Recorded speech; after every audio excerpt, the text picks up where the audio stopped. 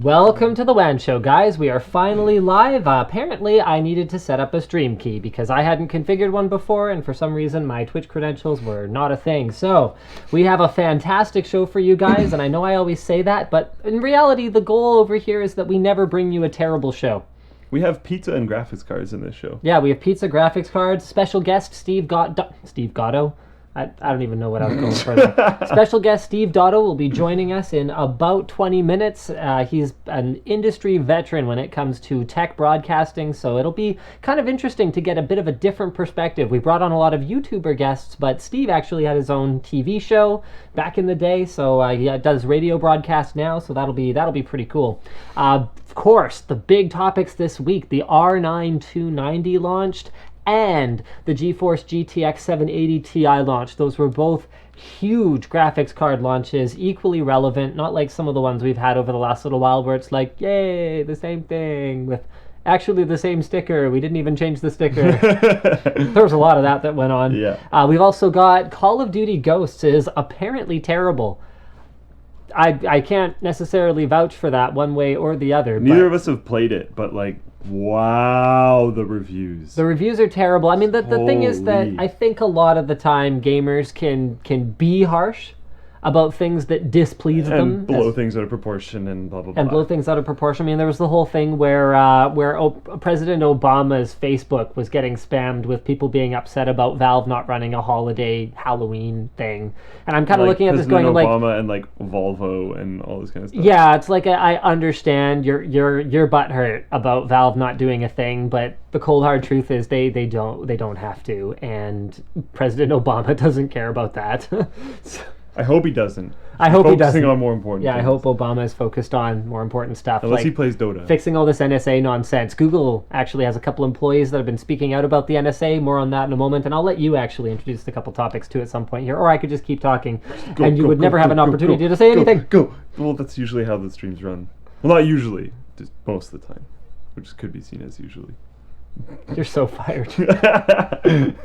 So our first topic, if you can bring it up on your laptop, is... No, there were other topics to introduce. NVIDIA, Tegra? Oh, you talked for so long, I thought you got through them all. No, I actually just got completely sidetracked.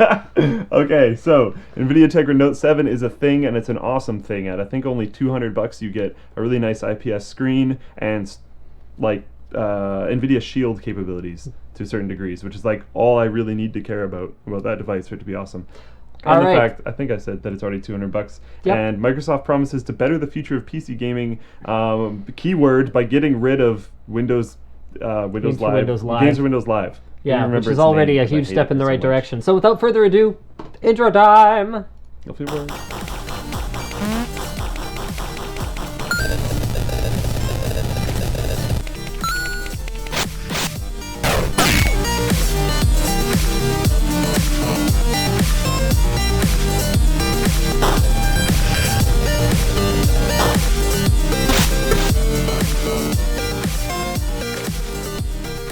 So guys, our sponsor for the show today is Squarespace. You can visit squarespace.com/Linus, and if you use offer code Linus11, you will get a 10% discount after your free trial. So Squarespace is the easy way to create a custom, professional-looking website for your blog, business, store, or whatever else you happen to need. And guys, stay tuned for the rest of the show, because we are going to have a special giveaway to do with Squarespace later on, and we'll give you the full details. Those who were watching the pre-show will probably already know about it and are probably already flooding the Twitch chat with it, but...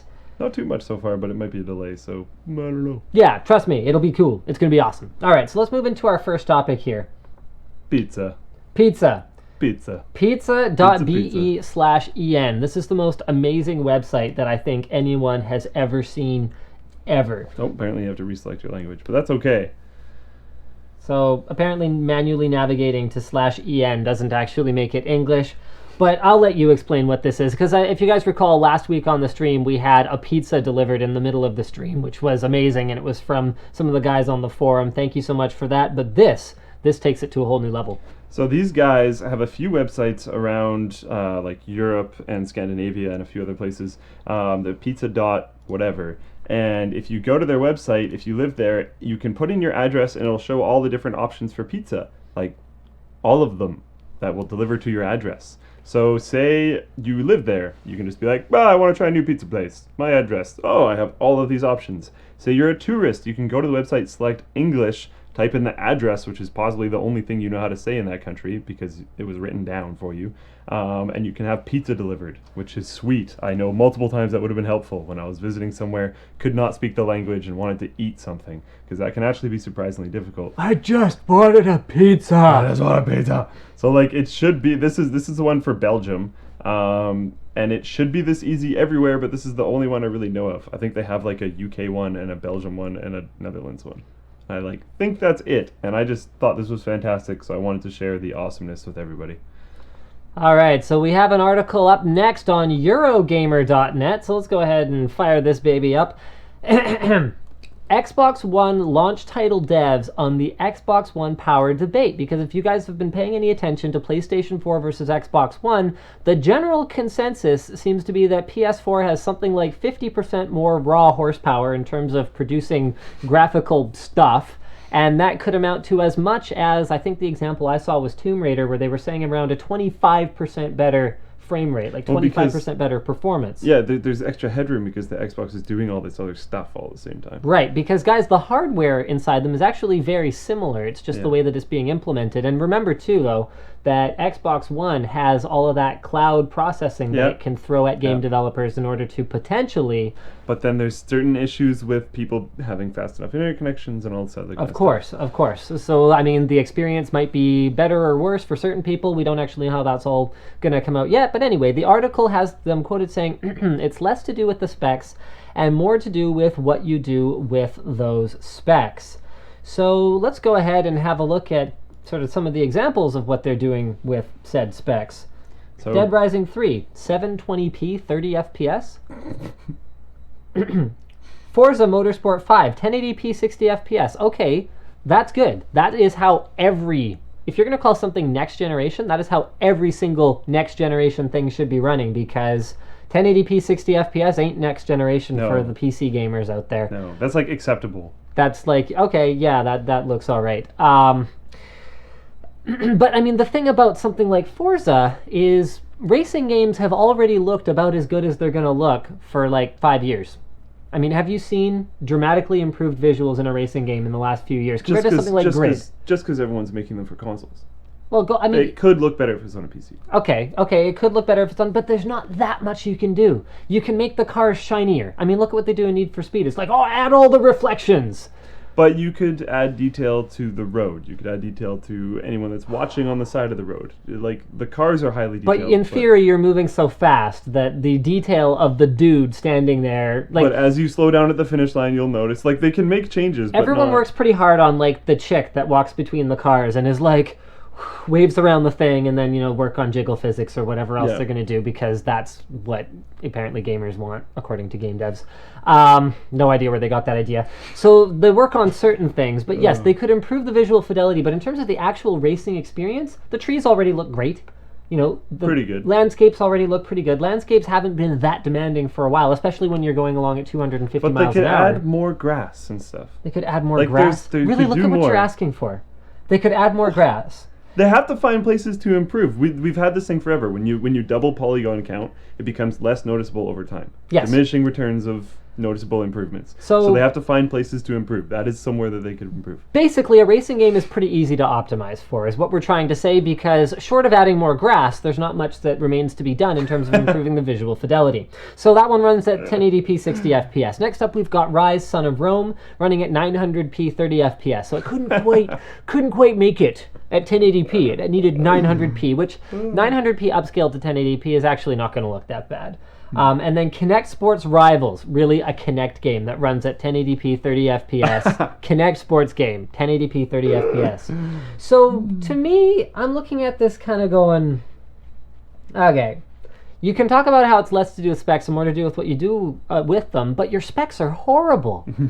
Xbox 360 and PlayStation 3 launched with compelling, truly next-generation specs. Or at least 3's processor was like interesting, hard to harness, but interesting. But very interesting and very powerful. Whereas Xbox One and PS4 are coming in pretty far behind the 8 ball from the very start. And I think looking at the settings that these games, that really from again, so even looking at last generation console games and the way that they ran on PC, we're not looking at any kind of improvement in fidelity compared to that. And there's a lot of talk about how consoles will get much better over time in terms of what the developers can squeeze out of them. Which is and true. A great example of that is Grand Theft Auto 5. It looks Yep. absolutely fantastic compared to almost anything else that you can even play on an Xbox 360.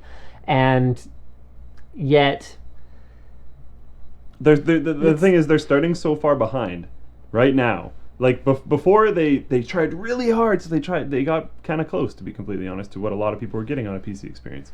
Yep. Now they're starting so far behind at the start that by the time they catch up, we'll all be so ridiculously far ahead that it will, again, not matter. With that said, the pace of development of PC hardware has slowed down a lot. This is very and we've true. noticed that. I mean, there hasn't been a reason to upgrade your CPU in almost 4 years. I'm not going to talk too much about it, but the fact that I got under 30 FPS average running with the like baller sauce card from NVIDIA at 2560 by 1600 actually, while it ran it very well in comparison to other cards, I was still like, I'm really not that impressed. I want one that's like twice as good, literally. Yep, and we're not seeing that same pace of development anymore, but there's technical difficulties. We did talk about that a little bit definitely. on last week's show. Yeah. All right, so we got a couple of our quick topics here before we jump into our guest segment, which will be in about 10 minutes. Another quick thing I actually want to add about that previous topic was there's a quote saying the load screens isn't a bullet point that any gamers are going to be like, sweet about. Sweet no load screens about. What?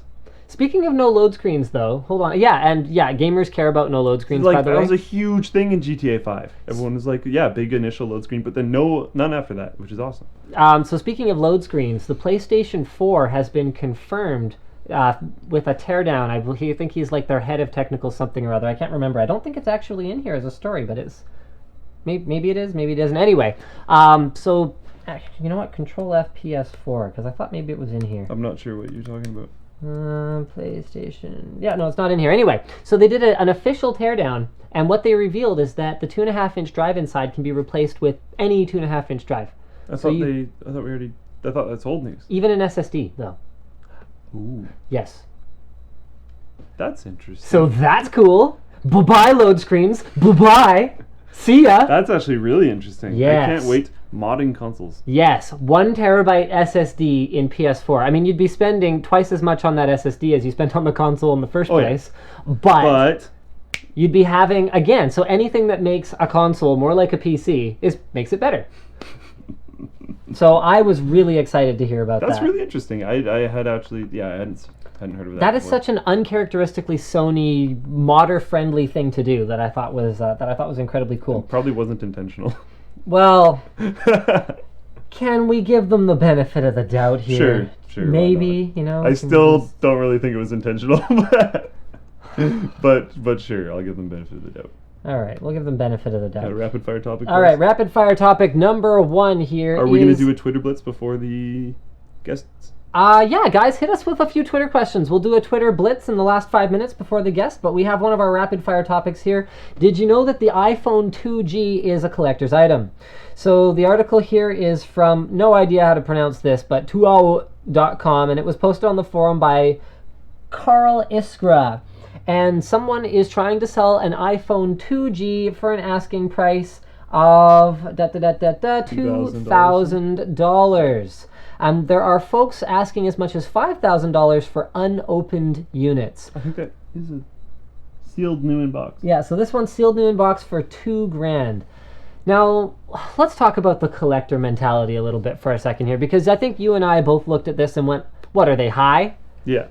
But I sat down and thought about it for a little bit later, and while I wouldn't spend $2,000 on any of these things, I still go out and buy very old school cartridge games. yeah, like he bought a Power Glove not that long ago. Yeah, I bought And how a much Power did you Glove. pay for that? $20. Okay, that's a $25. really good deal. Yeah. Okay. No, I'm not going to spend $2,000 on anything.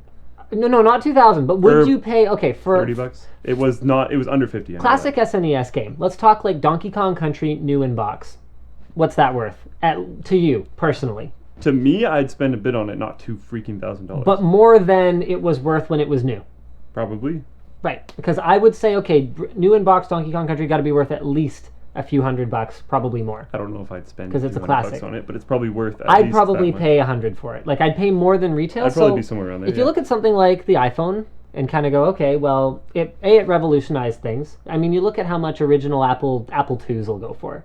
If you can find an Apple II that's, mint condition, new box, like, so much money. So much money. So it's kind of game changing. The only thing that bothers me about this is it really wasn't that long ago. Yeah, and like I mean, that's the problem. I got no problem with collecting, and I got no problem with paying more than sticker price. like I can very clearly remember when that came out.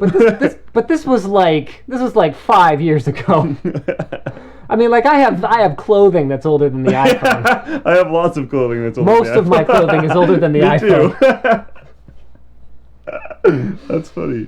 Yeah, that's what kind of blew my mind about it. And yeah, I don't know. I understand the collector mentality, but like, jeez. Okay, so this was posted by Top War Gamer on the forum. Bill Gates says internet connectivity, doesn't mean much if you're dying of starvation. And while I agree to a great extent, because I know this came up a little while ago when Google was planning their whole internet-connected blimps floating over developing countries thing, so everyone could have connectivity. So it came up a little while ago, him saying something similar, but is it really fair to take shots at guys who are trying to improve the information infrastructure in these regions? Yes, food and yes, disease control is important, but we have to move forward in all these ways. And a big part of the problem in many developing countries is lack of knowledge. Fear of things like vaccines, for example, is a huge obstacle to the people who are trying to give vaccines and clean water and give aid to these people. So, I mean, while I don't necessarily think that every starving African child needs a laptop and an internet connection, I think having community internet connection is critical, but I also agree with them 100% that it is not a replacement for food, clean water, disease control, and all these kinds of things. Like I said in the notes, but a multi-pronged approach is probably the best thing. You can't just improve one thing at a time, or else it'll take infinite amount of time. I mean, a great way of looking at that is if you gave everyone all the food and then no water, then it's not like you've actually helped them in any way. They need food, water, shelter. And keeping... Oh, this is going to maybe sound brutal, but like if you cure them all of malaria, they still need to be able to develop their country. And one of the fastest ways they're going to be able to do that is being able to have access to the internet so they can learn things very quickly and work on developing the area around them. I mean, education is something that we can all agree is important. You know, you look at building schools in Africa or in other developing nations or continents. I'm sorry, Africa's not a nation. I know that, trust me. So you look at building schools and you kind of go, yeah, that's really important and that's expensive. So then, yes, internet access in my mind is important because we're not talking about playing Angry Birds or Flash games on Newgrounds.com. We're talking about having access to knowledge. Like research websites, Wikipedia, all this kind of stuff so you can learn. Well, all right. Wikipedia might not be citable, it's still helpful. Let's go ahead and have a look at what we've got for our Twitter Blitz. We've got a few minutes here before we pull in Steve Dotto. How much do you want to bet it's all like R9 290 and 780 Ti? Yeah, don't worry, guys. We will talk about it. Yep, first one. First. Oh, wow. Second one, sorry. Second one. All right, it's doing that thing where I can't scroll down because it's Sweet. Twitter and Chrome for some reason just hates its life. So I just gotta wait. I just gotta wait and be a patient guy. We can do it verbally. So the second comment here, which isn't quite on stream yet.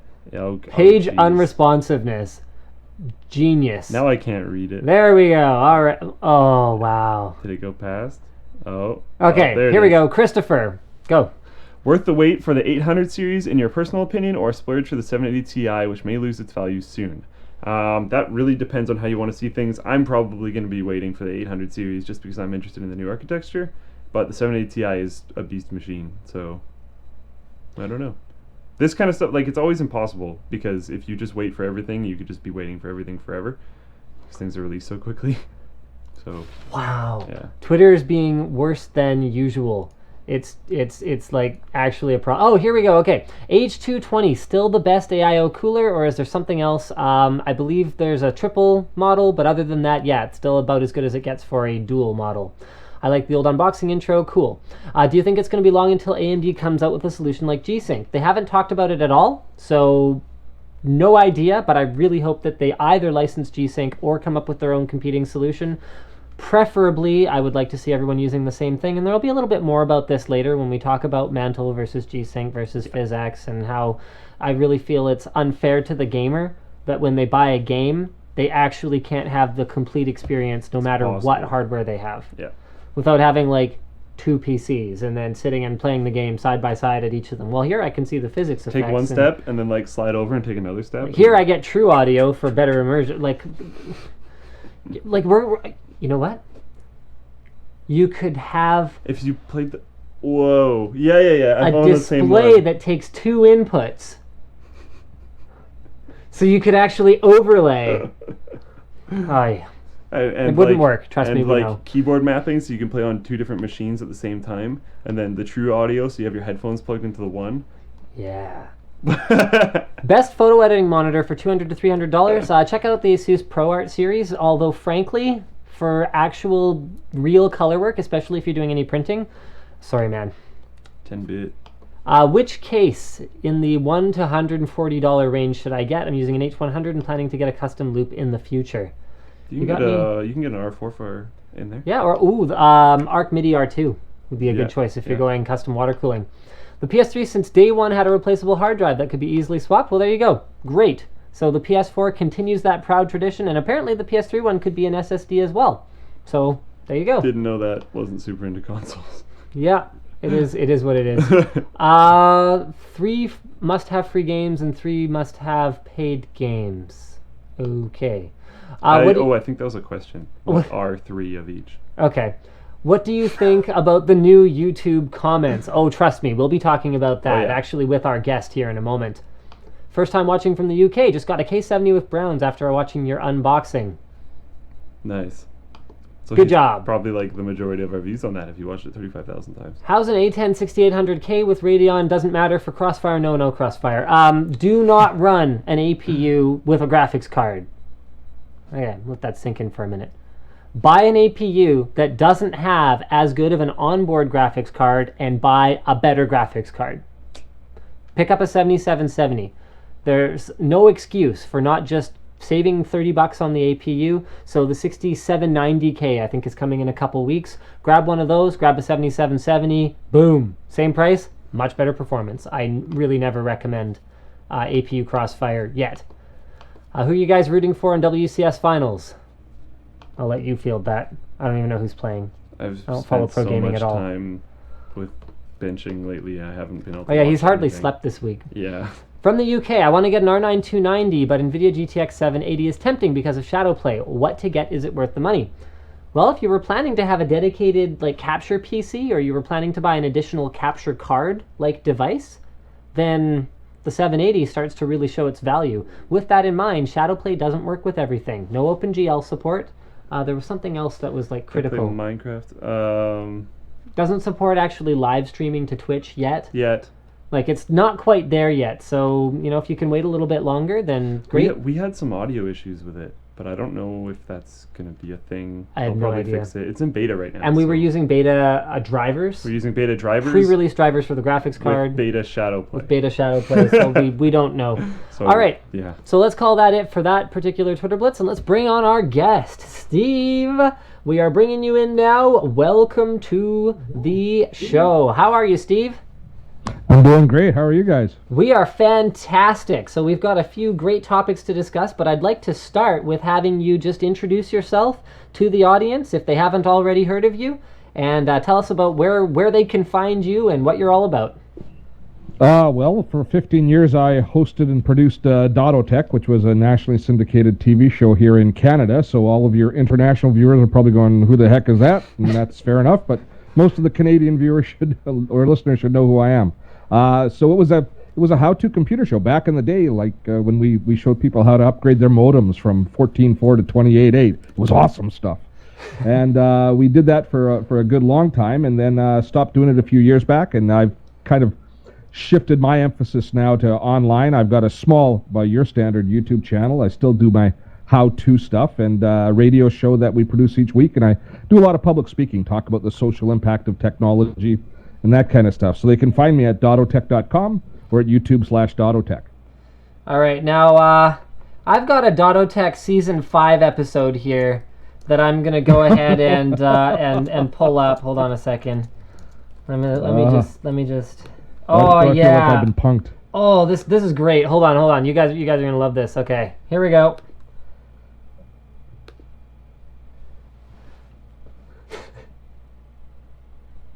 Oh, my. Look at that computer. It's awesome.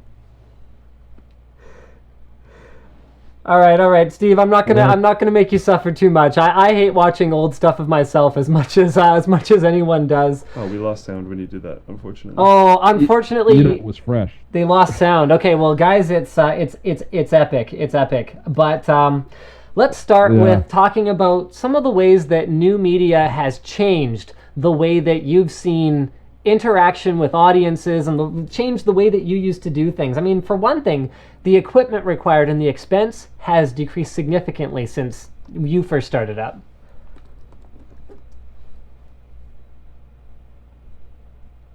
I don't hear Steve right now. We just chalked. We just what? Disconnected and reconnected. Oh, sorry guys, we just disconnected and reconnected. What wireless network are you on? I can't change to the other one, remember? Oh, you can't change to the other one. Right, that's fantastic. Okay, so we'll have Steve back in just a moment here. So this is the most sort of brilliant thing ever that I'm super thrilled about right now. Okay, so I've got a hotspot up. Go ahead and connect to me if you can. Here, let's... Yeah, I got it. Okay. Okay, Xperia? Yep, I'll enter the password. Oh, I think you missed there.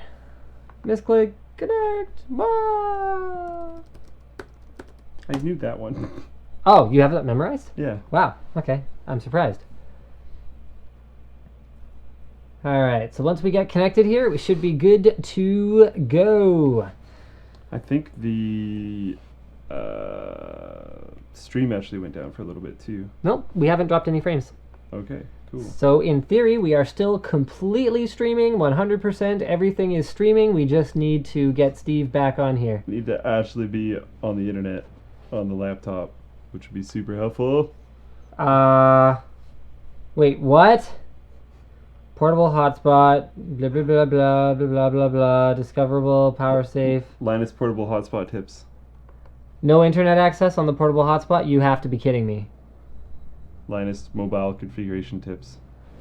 Okay, that could actually be a small problem. So I'm going to get you to do a couple rapid fire topics while we get Steve back. I'm just going to pop my SIM into another phone because I just discovered something about the Xperia Z1 that I'm incredibly not impressed about. So it looks like it has a little bit of trouble sharing that 3G data in its default configuration. So, all right. Oh, hey. Whoa, are we? Am I back? Yep. Oh, we're back. Okay. Woo! So it just took a minute there. All right, Xperia Z1, you're safe. I'm sure glad it's you guys doing that. It's good to see it from the other side. That used to be me doing that stuff. Yeah. All right, so Steve, welcome back to the well, show. I can just sit back and relax. So speaking of inexpensive thanks for having me equipment, on, guys. Speaking of inexpensive equipment and the way that it has made this kind of broadcast more accessible, how do you think that's really changed the dynamic? Even though it doesn't always work 100% of the time. You know, and it doesn't matter that it doesn't work 100% of the time. It's so universal now. You know, a half-hour TV show that we used to produce that you would have seen there was about a total of about 35 people who touched that show from start to finish. Be it cameramen, floor directors, audio guys, you know, the whole team. And it would cost us anywhere from the neighborhood of, and we were really cost efficient, it would cost us $35,000 or $40,000 an episode to produce a half hour of content, which there was, 22 minutes of real content. And so 5-6 product demos, $40,000. How does that sound as far as value compared to what you can produce now, right? Or what we can produce just with a simple screencast, or you guys do with your daily unboxing videos. It's amazing when you talk about a budget like $30,000-$40,000. I look at that and I go, yeah, that will run Linus Tech Tips for weeks. Like weeks upon weeks and hours upon hours of content. And we used to have the sponsors to support it because there was no channel to do anything else. So although the quality and the technical issues, they aren't what we produce today is not what we call broadcast quality for network television. It's still the content and the message is just as valuable, and it's just far more democratic as far as getting it out. But the audience has changed so much. I mean, we talk about all the changes in the economic model of sponsorship and streaming, and how we fund these different products. The bottom line is our audience has changed from viewers who were passive and would sit down there and turn us on and watch us on TV to now we have a relationship with them. I mean, you guys have this fantastic comment stream going live while you're broadcasting your show, which means everybody's completely engaged. You can have a conversation with them. That to me is the most exciting part of the whole thing.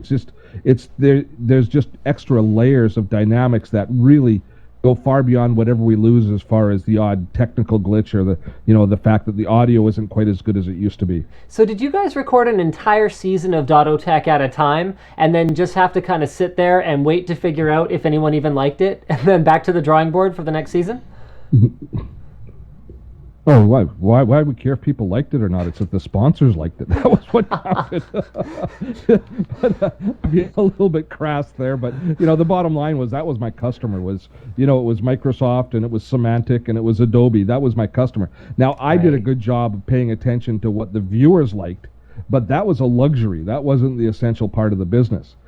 We produced the show. We would start production in August for delivery in September. And it took us, and so we would produce about 2 shows a week until just around Christmas time to get our 13 shows in, and between 1 and 2 shows per week. And in the way that I worked the shifts in the later days when we were at City TV in Vancouver is we worked in a 4-hour shift. So in a 4-hour shift, I would always try and get about 25 minutes of content done, which would give us a single show. And we tried to work it out like that. And then we had a couple of extra shifts overall. So we would do it in about 13 days in studio to do 13 episodes. Wow. It's so different. A lot more prep. I mean, for us. Oh, and we had teleprompters. Yeah. Oh, it's, some of the skills are the same, but the production techniques are so different. I mean, things that we take absolutely for granted today, it felt like we were breaking new ground back in the day. When we first started doing our show in 1995, we were showing products like Windows 95 and the Mac OS early days. We actually had 3 broadcast cameras focused on a single LCD monitor that we'd figured out how to mirror the display. And we think nothing of mirroring a display today, but in those days, it's really cool the fact that we could take a video card and we could make the same image appear on 2 different devices at the same time. And our first LCD display that we bought was around $6,000 for a 7.5-inch display that we would get, but we were only dealing with 640 by 480 resolution. And then we had 2 cameras, one locked off in a long shot and a full screen shot, and another one that went in tight on the menus and followed the puck as I was doing my demos. And I actually choreographed it with the camera guy on this huge camera. And it was a studio camera. It's one of the ones that you see on, in the old TV shows. The camera weighed like 700 pounds on a pedestal, right?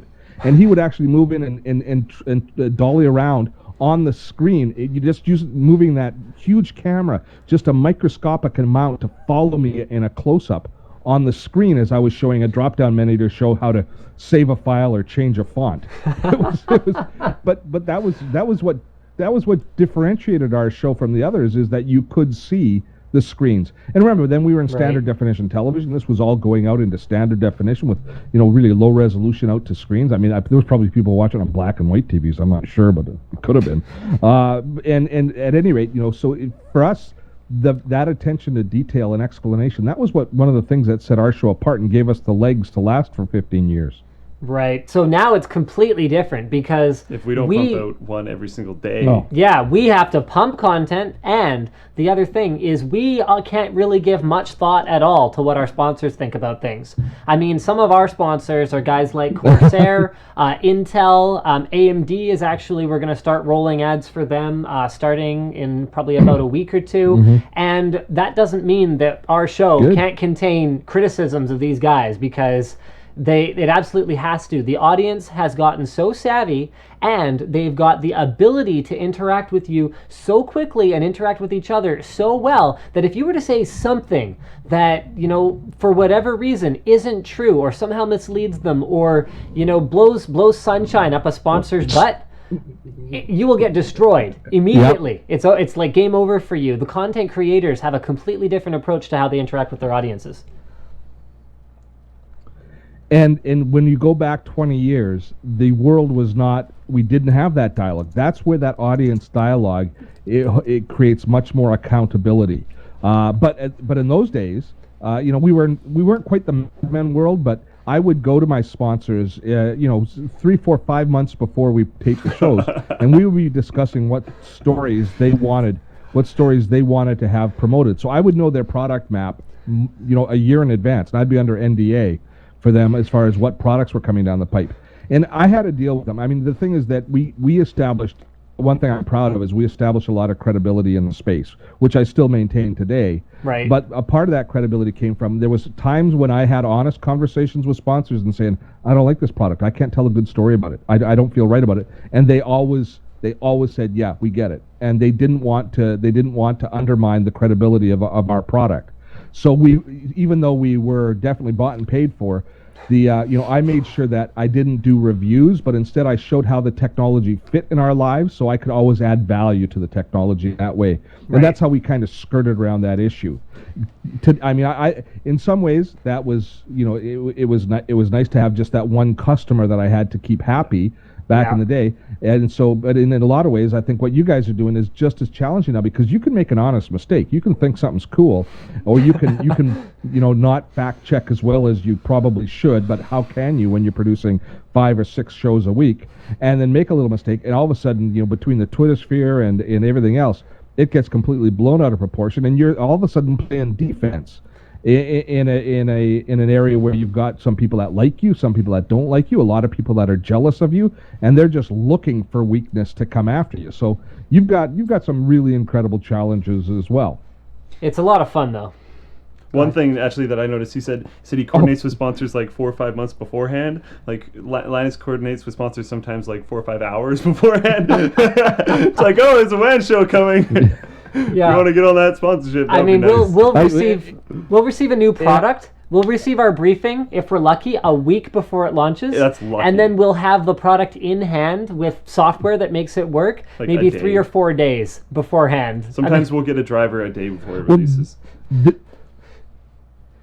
This is the world we live in today. I mean, I can't imagine. I mean, you and I live in a YouTube world where we do an awful lot with Google. And I can't imagine a world like 15 years ago, us talking about a product that was put out and never became anything but beta, with 0 technical support and 0 documentation, yet given out and been embraced by the whole world with almost no support or no thought of support behind it.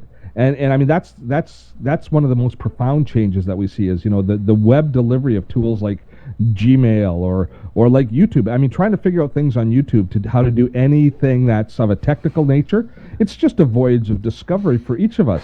Which, by the way, guys, some things right, you do some things wrong, and viewers, by the way, don't worry. We are talking with Steve about the integration of Google Plus and YouTube. That's coming next. Anyway, sorry, go ahead, Steve. But well, in what you guys just went through with the technical glitch here, I guarantee you that this software that you're using, I've never used it before, but I bet you there's almost no documentation on it. And there's probably, you probably just kind of, you say, oh, what happens if I click on this? And you've gone through that whole process very often with it. And oops, I shouldn't have clicked on that because bad things happen then. Well, that never used to happen for us. So it's a much faster moving world where you really have to be much lighter on your feet And I also have a really thick skin because it's really easy to take a misstep. All right, let's talk about Google Plus and the way that YouTube and Google have crammed the integration of Google Plus down our throats. On YouTube, the world's either number 2 or number 1, can never remember which one it is, search engine. So basically, for those of you who haven't been in the loop over the last couple days, I'll sync you up. So Google has been prompting us when we log into YouTube periodically to change our names, use our real names, link to a Google Plus account, and do all of these things for actually quite some time now. And up until now, up until I believe it was yesterday, for most people, you could just click ignore. For some reason, Steve's... He's on continuous transmission. It's picking up something in the background. Oh, Steve, you got something in the background there. I don't know what it is, but hopefully it's... my dog just ran through. Was that it? Okay, it's better now. Okay, Yeah. Anyway, so now as of about no, we're good. As of about yesterday, Google Plus is required in order to leave a comment on a YouTube video. So this is Google's sneaky, underhanded way to go, okay, you want to join a giveaway on YouTube, you want to talk to your favorite content creator, you want to do anything, you want to interact, you want to find someone who's wrong on the internet and correct them, you will need a Google Plus account. So Steve, let's hear your thoughts on this. What's the impact here? Yeah. You don't sound at all biased on it. I ain't happy, man. I ain't happy. I'm not unhappy. I think, and it shows that I'm 30 years older than you or 25 years older than you. It's the old guy syndrome. Some accountability has to be made on this damned internet. It can't be this wild and open thing that it is. But no, really, okay. For me, when I first saw community in my channel, it was about a month ago that I first started getting a hint that this was coming myself. Yeah. And they released community. Do you remember the day that you saw that little community badge in your YouTube feed? Yeah, I kind of went, oh, really? It's coming, eh? I went, oh, really? I didn't go, oh, really? Because it gave me an opportunity to begin to have a dialogue with my viewer base. Because to me, YouTube subscriptions had always been nothing more than Facebook likes as far as long-term value.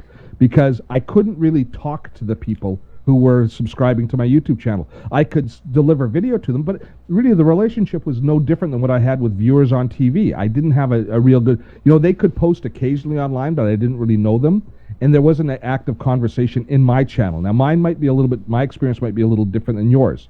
So I would always try and drive people off of YouTube wherever I could onto my own blog site, so that I could capture their information into an email list, so that I could have a conversation with them, and at some point, so that I could perhaps maybe sell them something downstream, because that's how I choose to make a living.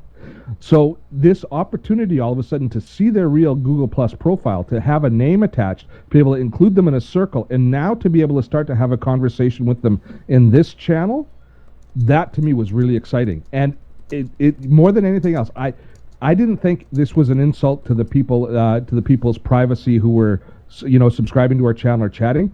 I thought this was the biggest in-your-face Facebook move that Google has done in a long time. Yeah. One thing that I worry about, he said there, like, the older mentality, like you shouldn't be able to hide behind things. It also worries me, though, because if you say something that's an opinion, even if it's a widely accepted opinion, if someone disagrees with it, they can find your Google Plus page, and using certain things that they find on your Google Plus page, they can find more information about you. It's surprisingly easy to find someone's address, to find someone's phone number, to do all that kind of stuff nowadays with how connected everything is. So that little bit of anonymity, while it carries in really annoying things like massive amounts of trolling and people fighting constantly, I think also protects us from some possible issues. Like, I don't want someone knocking on my door with a baseball bat because they're pissed off because of something I said on the internet.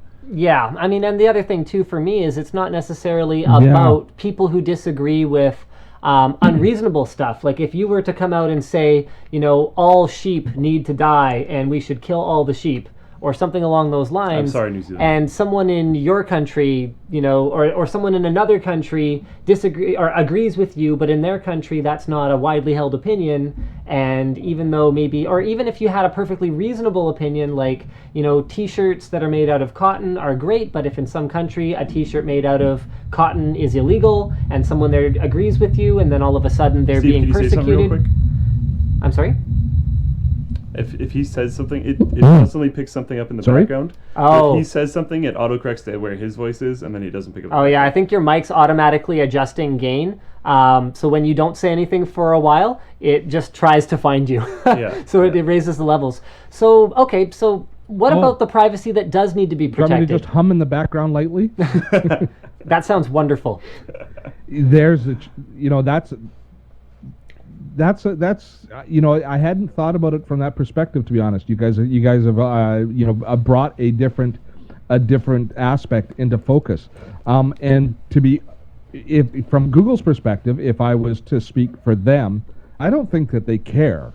No, frankly, that's about been that very clear. perspective. I think what they care about is the fact that they want people to sign up for a Google Plus account. They want to be able to give the content providers a sense of access to their community, and it's all going to be about downstream monetization. I mean, the one thing we haven't seen in Google Plus is a monetization model for content publishers, not within Google Plus. We've seen it within YouTube, we've seen it within Facebook, we haven't seen it within Google Plus. And I still don't necessarily see how it's exactly going to resolve through this move, but it's another step down that road.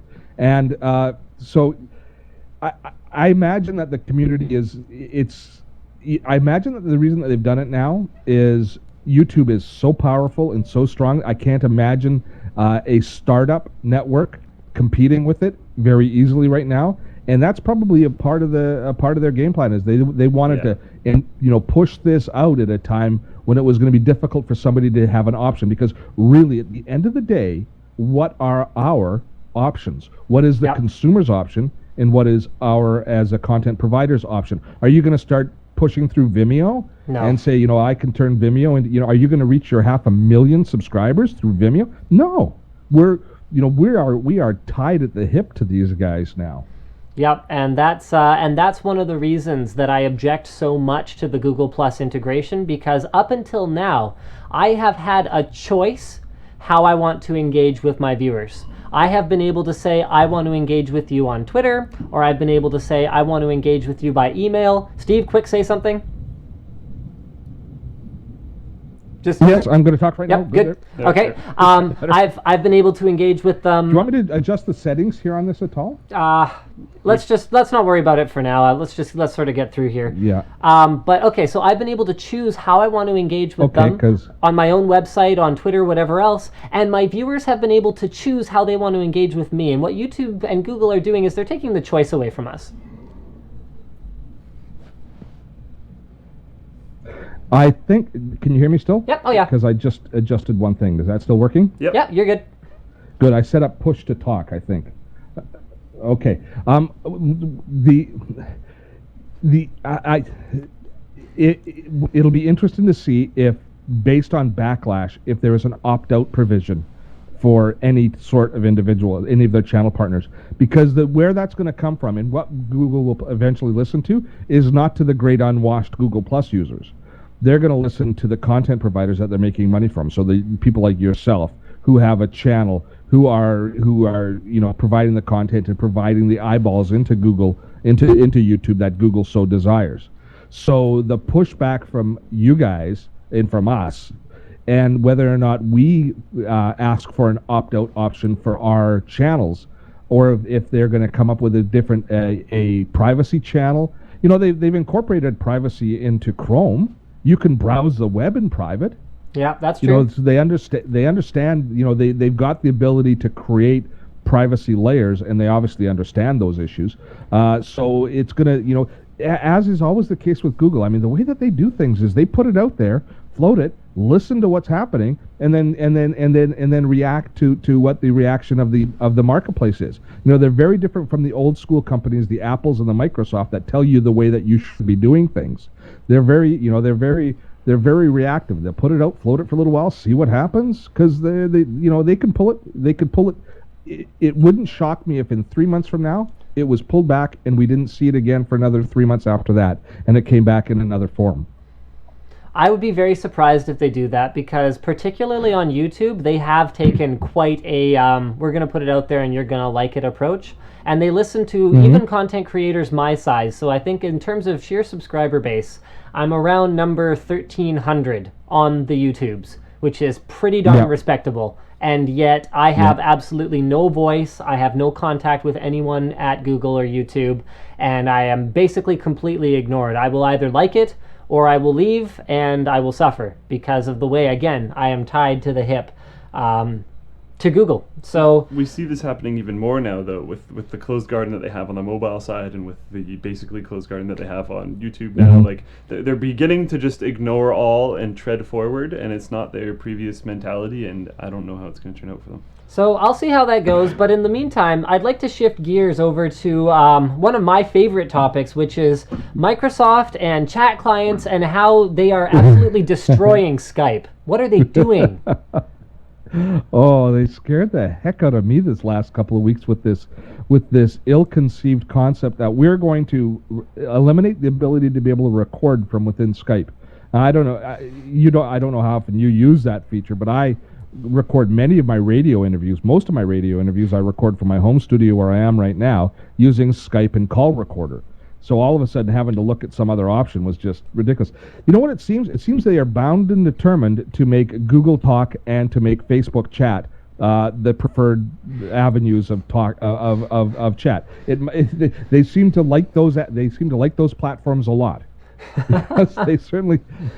But this is when you get a cross of cultures. When you get an ingrained culture as deeply and as insular as Microsoft. I mean, you have to figure Microsoft is an incredibly dysfunctional company from day one, in the last 10 years, because they've had to go through a corporate catharsis, which basically says we've got to kill off our cash cow. We've got to take and we've got to move away from monolithic operating systems and apps to an online world, which means we have to kill the thing that made us great. And that is a really difficult thing to kind of get around, and so and they didn't do it. They did it by siloing, by setting one division against another, and that I'm sure there's going to be some fascinating business books written about the battles that went on and the resignations and the bloodbaths that happened as a result of that. But you still had managers who were bonused on Windows performance and Office performance, who were going into meetings with people from the live division who were bound and determined to kill them. I mean, could you imagine the dynamics of those sorts of and they work for the same company.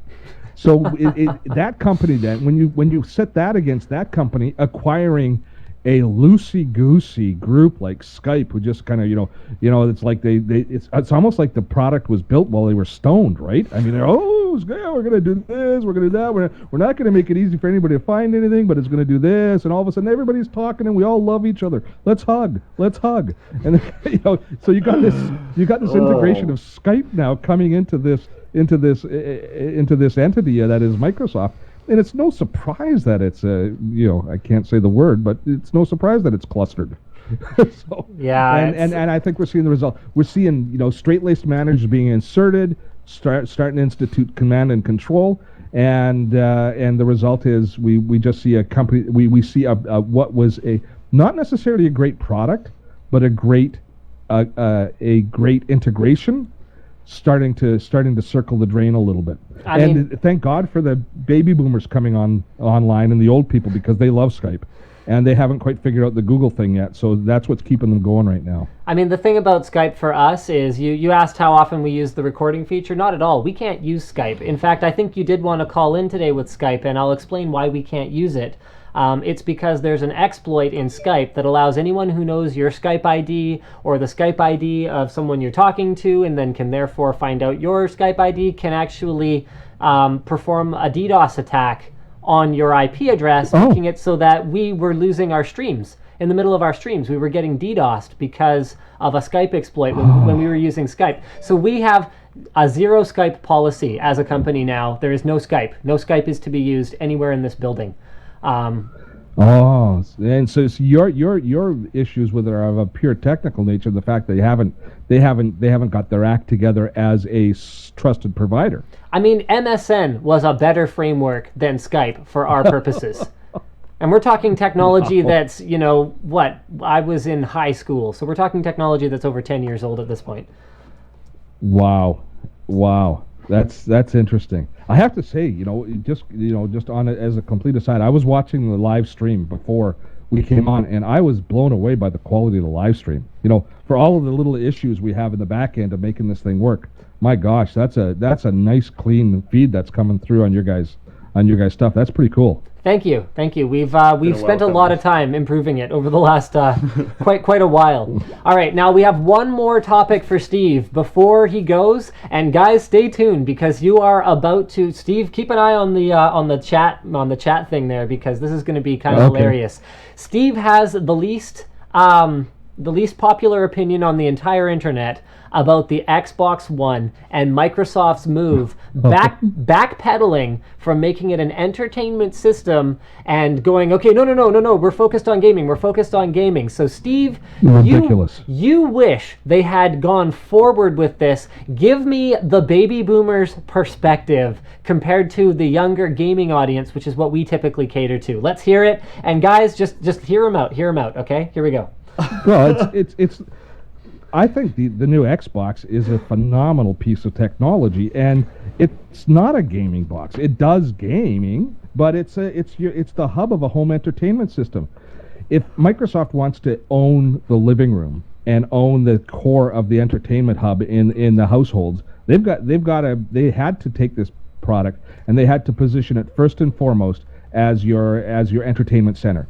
They had to talk about the fact you can be, all the stuff that might seem to be completely low-hanging fruit as far as a lot of your audience goes, but everything from Netflix integration to streaming my music through it to the fact that I can do Skype integration and talk to my family at Christmas time, the wide, the Connect, the camera, the fact that you could create presence on it. Those are stories that baby boomers don't understand they can do off of their high-def TV and off of their living room. And yeah, can you play phenomenal games too?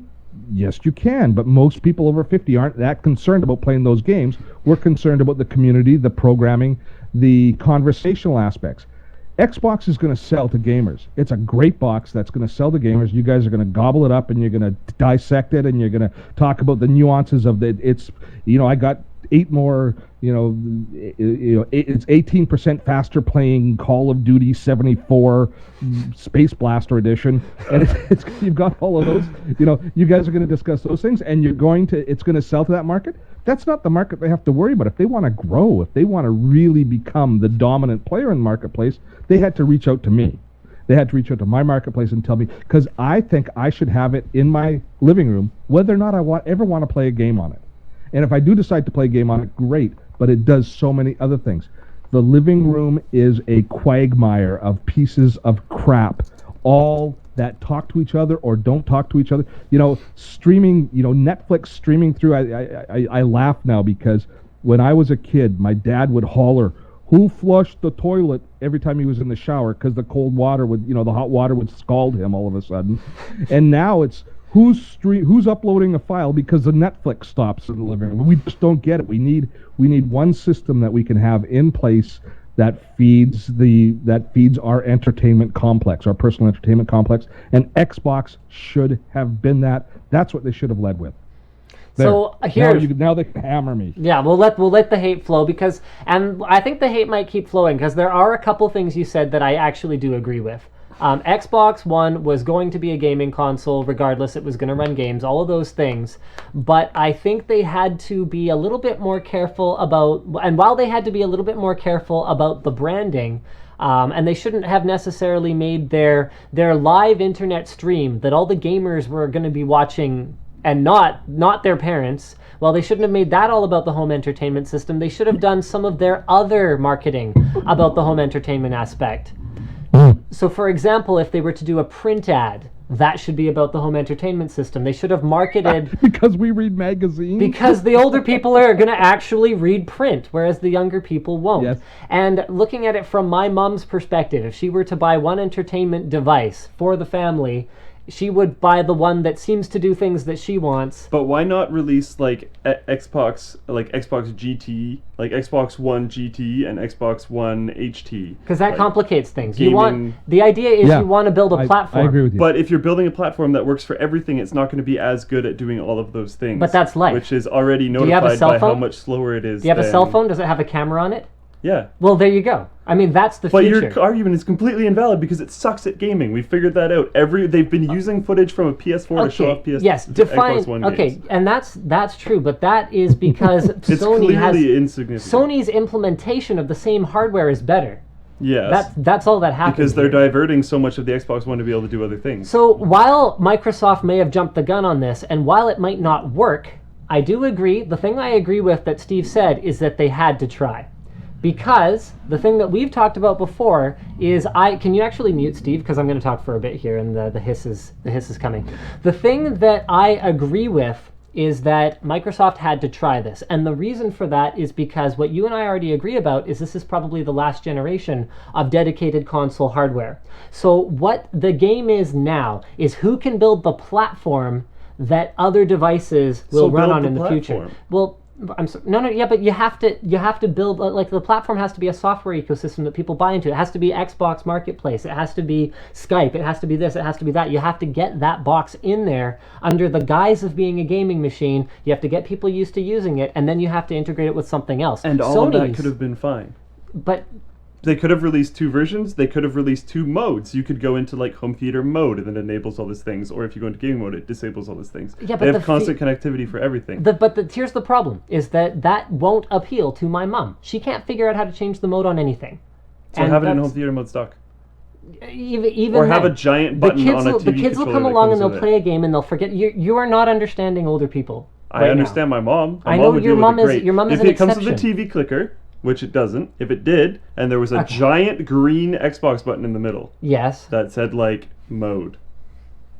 Okay, my aunt and my mom, neither of them can figure that out. Trust me. Well, then they shouldn't buy an Xbox. But that's not the point. Microsoft wants them to buy an Xbox. It's too complicated for them to be able to use it already, if that's the case. And that may be true. But all I'm saying that I agree with is that they had to try.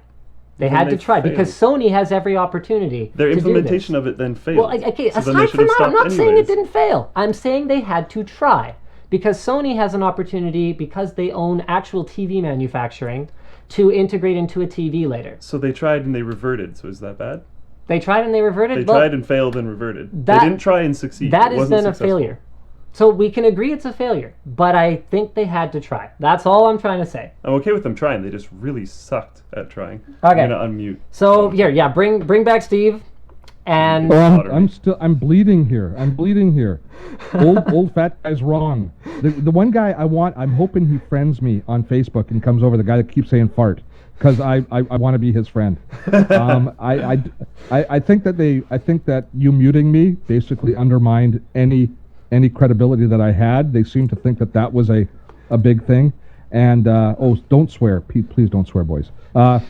So here's the thing. Here's where you guys are making a big mistake, though, as well. Since I've already got the hate on from your constituency, or sorry, your peeps. There, I talked. Is that Thank you, Steve. Speak enough? Sorry, the only reason I muted you was because the hiss kept getting louder and louder and louder. Yeah, I didn't mean to turn you off there. At all. Okay. It doesn't bother me at all. Oh, good, the fart guy's back. Good. Now listen, the thing that you guys are missing here, which is crucial, and everybody that's saying that, I'm this dinosaur that doesn't get it. I'm not talking about mom who can't control the PV, doesn't know how to turn on her PVR and turn off her PVR, or the person who's technically intimidated by the technology. That's not who Xbox should have been marketed to. It should have been marketed to the moderately competent technical baby boomers like myself who want to integrate the full system. I'm happy to have a system at the heart. I do have to do some configuration on that ties into the internet, that ties into the online services, that ties in to to video, ties into gaming, ties into social networking. I'm looking for that box. And that box happens to be a kick-ass gaming system too, which is fantastic. But Microsoft, if they'd given me that message, if they delivered that message to that group, they could have grown their market faster. I'm not saying that it's not going to be a great gaming system and all that sort of thing. I'm talking about their strategy of launching it as a gaming system first, and that being the first thing out of their mouth. Because the gamers knew it was going to be great. They were waiting for it. They were going to buy it regardless. They had an opportunity to generate a whole new market out of my people, and growing and becoming the de facto standard in the living room to my community. That was my argument.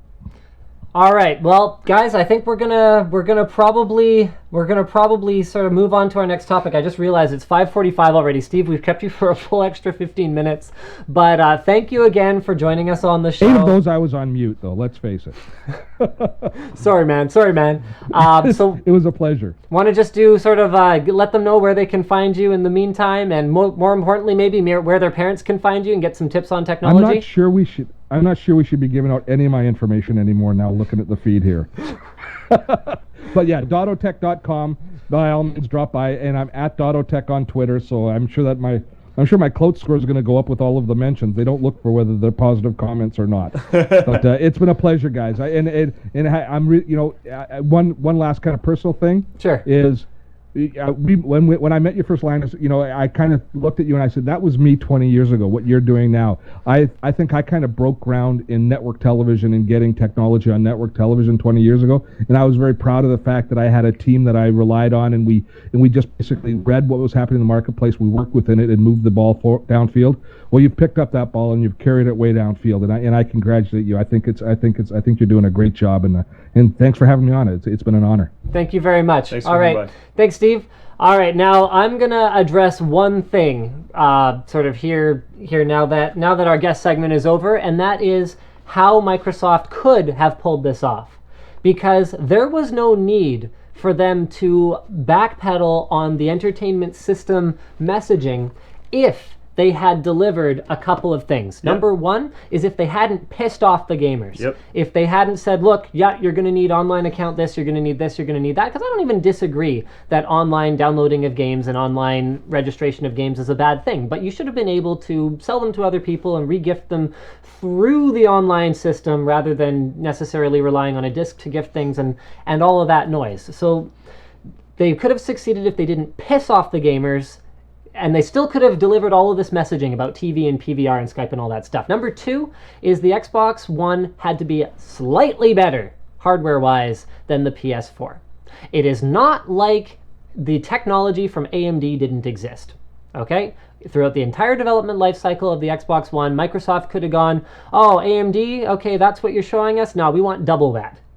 They could have delivered a better piece of hardware if they'd been willing to do what the console guys have always done in the past. Just take a little bit and of a take a bit of a hit up front, because both Sony and Microsoft have said, look, we're profitable from day one on PS4 and Xbox One. If they'd been willing to take a hit again in order to push their agenda of owning the living room, they could have delivered all the messaging they want, because the Xbox One pre-orders are getting canceled because the performance isn't as good. If Microsoft's messaging was all about how great it is as an entertainment system, and your mom's gonna love it too, and they were also delivering kick-ass gaming performance like compared just as to fast everything. or faster. Just as fast or faster, and the exclusive titles and all the things that gamers don't need Microsoft to tell them, because they are, like Steve said, they already know about it anyway. They're already on the internet finding out everything there is to know about Xbox One. If that stuff had been good, this would have been a huge success. If additional features are not bad if they don't conflict with other features. So if they brought in all this home theater stuff and experience stuff, and it didn't affect the gaming side at all, it would have been fine. I would have no problems with it. There is still a huge unknown here, and that is how Microsoft's cloud compute is going to help the gaming experience. But it's going to have... And latency and this and that, I know, but the debate we're about to have is about an unknown. Yes. All I said is it's an unknown. Yep. There, Yep. that's it. You're not wrong at all, but So it's an already unknown. There's already been developers saying that they don't necessarily want to touch it because they're scared of a massive amount of their audience not being able to utilize it. And there's that, and then there's also that whole conversation about how it took 8 years to figure out how to leverage cell.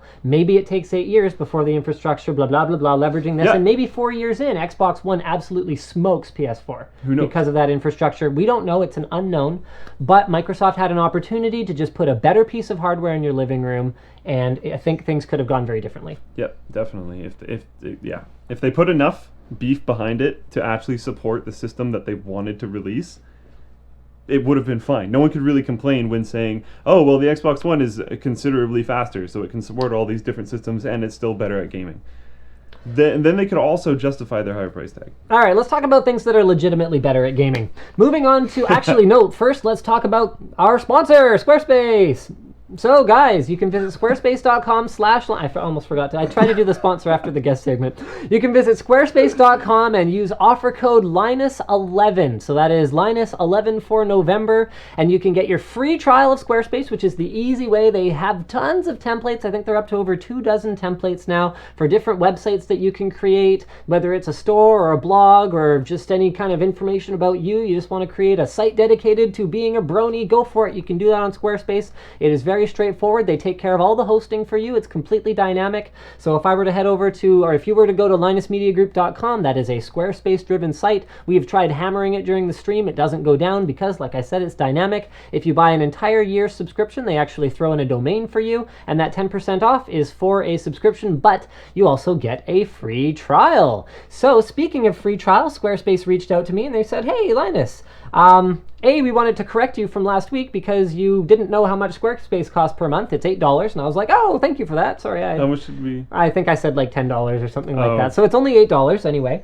And they said they wanted to give away a free year of Squarespace by asking listeners to tweet in their trial sites. So head over to Squarespace, pick up a trial, create a website, and then tweet your trial site to hashtag Linus Squarespace. Hashtag Linus Squarespace. We should have created a little text thing for this, but don't worry, I'll link it in the video description. Hashtag Linus Squarespace, and you will be entered into a random draw to win your site for a year, and you can do whatever you want with it at that point, and then you can talk about how great it is or whatever else. But there you go, guys. There's an incentive to go for a trial. Squarespace.com/Linus, actually. They prefer if I don't say /Linus, I think, but whatever. Squarespace.com, offer code Linus11. We use it. We like it. Does we recommend /Linus it. work? Yeah, I think it works, but I don't know 100%. I think they prefer if you don't use it or something. I can't remember. Anyway, see, they're going to watch this now. They're going to be like, what is he doing? Why is he even talking about this? You keep saying all the wrong things. Why do you keep saying all the wrong things, Linus? You're less professional than everyone else we deal with. So we should get the Twitter moving on these next two topics. Yeah. Like, immediately. All right. So How about this for a question? Which was the most important graphics card launch out of the two? Yeah, because they're both, in my opinion, the most important for the two teams. Because they're both a big deal. But we want to hear on Twitter, guys, at Linus Tech on Twitter, which was more important as a graphics card launch, Radeon R9 290 or GTX 780 Ti? So for those of you who aren't super familiar, R9 290 is a $399 card, so it's kind of value enthusiast grade, okay? That performs almost as well as anything else out there, with the exception of the after 290 launched NVIDIA retort with the GTX 780 Ti, which outperforms everything else, particularly after overclocking, but is a $700 card-ish.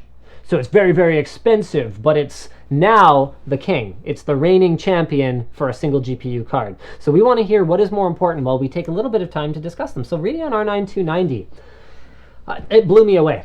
I'm probably more excited for the future of this card than many cards that I've ever seen before, because it gets crazy hot and it could use more power. So once we get aftermarket designs that cool it the heck down, because as with this card, literally, you get 1 degree cooler, it will go faster. Yeah. Every degree is actually worth FPS. Because you'll probably get a better cooler that brings it colder, but then you'll be able to clock it higher to max it out again, and it'll just go even faster because this card is just endlessly You know crazy. what we should do? We're waiting for a water block for the R9 290 series from Coolants. As soon as they have something available, that's going to be in the mail. We're ready to rock with that. But you know what we should do? It's getting cold here. We should take this outside. I thought you were going to say revitalize the chiller. We should find... Oh, we could. Oh, no, because we don't have a block yet. But if we were to take this baby outside and find out what she can do... I should go try and overclock outside at 3 a.m. or something. Yeah, that could be fascinating. So anyway, that's where we're at on 290. It's interesting, but the power consumption is very high. The stock cooler is inadequate. If you guys want to hear a recommendation from me, I don't usually come out and say, buy this card or don't buy this card. Here's my recommendation. Don't buy this card now. Not now. Not yet. Soon, perhaps. Because power consumption is high, but the cooler can't handle all this power and all this excess that's being generated as heat. Whereas if we get better coolers, even like an Asus Direct CU2 triple slot cooler or something like that, that's what I'm excited for. That'll be epic. Is what can this card really do with better power delivery? Because AMD, unlike NVIDIA with Project Greenlight, where they say, okay, no, you can have this much power limit and this much voltage and anything else is, you deal with the warranty and the returns yourself. AMD has, according to what they told me, given the partners the green light. Just go for gold. If you want to build a card that can provide 600 watts of power to the GPU, go for it. That's what they told me at the GPU 14 conference. So if someone builds a 290 or a 290X that actually is balls to the walls in terms of the PCB design, we could be looking at a whole new class of card right there. Wow. So there you go, guys. That is my take on R9 290. Project Mantle, I'm kind of tired of discussing it. We don't know. It's a big talking point. However, we do know a couple more things. We know Thief is going to support it. Yeah, we know Star Citizen is going to support it. We know that the upcoming game engine, bloody hell, what's it called? I think you just put in game engine. Yeah, I can't even remember what I said about it. Anyway, there's an upcoming game engine someone's working on that's going to support it. And that's all a big deal, maybe. Who knows? Maybe. No idea. Much like Microsoft's cloud Xbox One augmentation, maybe. Whatever. Who knows if Crystal anyone ball. has faster internet for it. Someone is gonna meme GIF that. Oh, for sure. And they're probably gonna put a little crystal ball in. Thank you. I would appreciate that I very love much, that actually. meme thread. If you can mask out when I'm behind the crystal ball or distort it somehow, I'll be very impressed. Okay, so moving on to 780 Ti. From my perspective, is it revolutionary? No. It's GK110. It should have been GTX780Ti boost or something like that. That's what this card should have been. If everything went according to, if the universe was entirely perfect, and it should have been $700 a year ago or whenever that card launched, 680. But I'm still stoked for it. It's awesome. It's super powerful. Super powerful. Like, you were talking minimum frames per second that were competitive with the maximums you were getting on, like... The numbers I wish I could have shown were when it wasn't crashing on only Tomb Raider. Yeah, we had it clocked at 1275. And, like, I wasn't locked in. I might have been able to squeeze a little bit Stable more. in everything but Tomb Raider. I was crushing some games. I had certain games where minimum frame rates on the Ti were higher than maximum frame rates for other cards. Like 770s like, and stuff like that. Like, we're talking just... Like, nice cards. Destroying games. I was so unfortunate that I had to clock it down just because it was crashing a Tomb Raider. But that's a thing, so that's fine. Yeah, we have to... Okay, something about our overclocked settings is we make sure they're stable. Yeah. They have to be stable in our entire test suite. This is actually part of the problem. In a recent video, we brought up that we're going to be starting to use hardware bot. But there's a few problems with this which might not make it possible, but we're going to try anyways. One, they're only validating with like 3D Mark and stuff. Yeah, which isn't that demanding. No. So, and then it's everyone's as fast as they can possibly get it clock. And the only people that are using it are going to be people that are really insane. So we might get some random binned card that might be a little bit lower and might be able to pull that in 3D Mark, but can't pull that in other applications. Yeah. So we're still not sure how we're going to do what overclock settings we run at. But if nothing else, we run at what our cards are stable at in our entire test suite. Yeah. So moving on to, 780 Ti. I mean, it's so expensive. At least it's cheaper than Titan. I'll give it that. It's cheaper than Titan. It's how much a 780 used to be. Yeah. And a lot of people bought 780s. Yeah. So I think it's at the bracket where it's not too much. Like a Titan was too much. Like it was too much to the point. It was above $1,000. People didn't bought care. them. Lots. And then 780 came along and made way more sense. And now 780 Ti moves Titan to what it was really supposed to be. Titan was never a gaming card.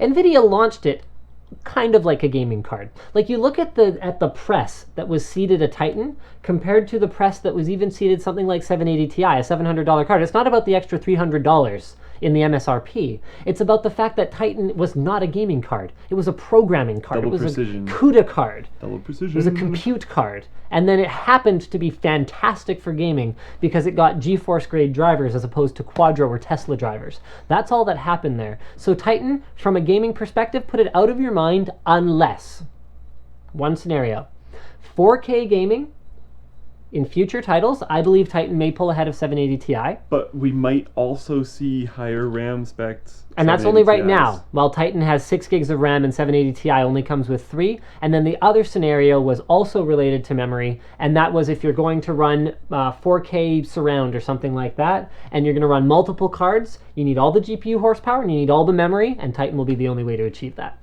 That is the only scenario where Titan makes any sense for a gamer. But again, we don't know. There might be different models that have higher RAM for 780 Ti, and then that would remove both those situations. But we have no word of it so far, so if it doesn't happen, then again, yeah.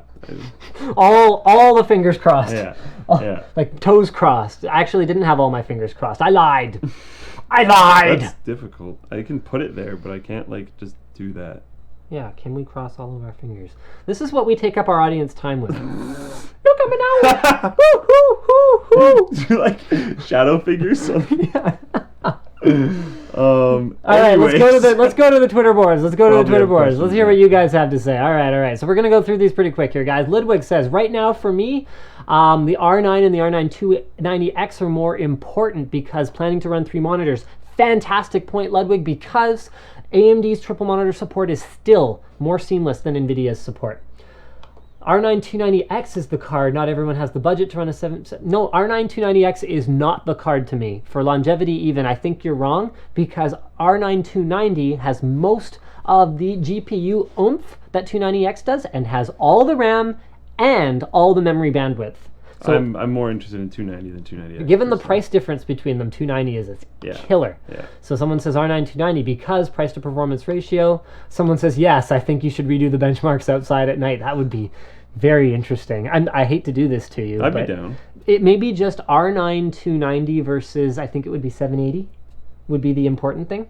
We could do... Like head to head. We could do... You want to do 4 cards? 3 or 4 cards. Yeah, that's fine. GK110 and then Hawaii... Should we try to pick like a cold night, or should I go up to like a mountain and make it epic? We'll talk about it offline. Okay. Yeah. Okay. So Ashley says R9 290 is more important. It's $250 cheaper than the 780 was 2 weeks ago. Ashley has a good point, because if you want to talk about importance, you can talk about it in the perspective of, well, what changed the market? What made NVIDIA release 780 Ti? Yep. What made NVIDIA drop the price of their flagship card, which they were perfectly content to sit back and charge $700 to $1,000 for GK110. They were going to do that all day. Yep. And great point, Ashley, if we want to talk importance. And, you know, I'm probably agreeing, because importance, too, I'm looking at the price points. There's a bigger market for an R9 290 than there is for a 780 Ti. Yeah. So how much it will affect things, if you're looking at it that way, probably a 290. Okay, HTT Tech says 290X. I think some people are a little bit confused because the naming is so similar between these cards. We're talking about R9 290, not R9 290X. Just to be clear, I hate AMD's new naming scheme. I think it's rubbish. If anyone from AMD is watching, even though you're a sponsor now, I think a lot of the things you do are great. I don't think this naming scheme is great. They tried to make it more simple, but then you're flippy-floppying with X's, and that's just even more And R9, I mean, there's only like 2 R7 cards. Yeah. And does R5 even exist? Like, what was even the point of having the initial thing if you're just going to not even segment it? Do you remember the first graph I made? Yeah, you accidentally, I think, called 260X and R7 or something, or 270X and R7. I think I called 280X and R8, which isn't even a thing. I was just like, this makes sense, I'm typing it.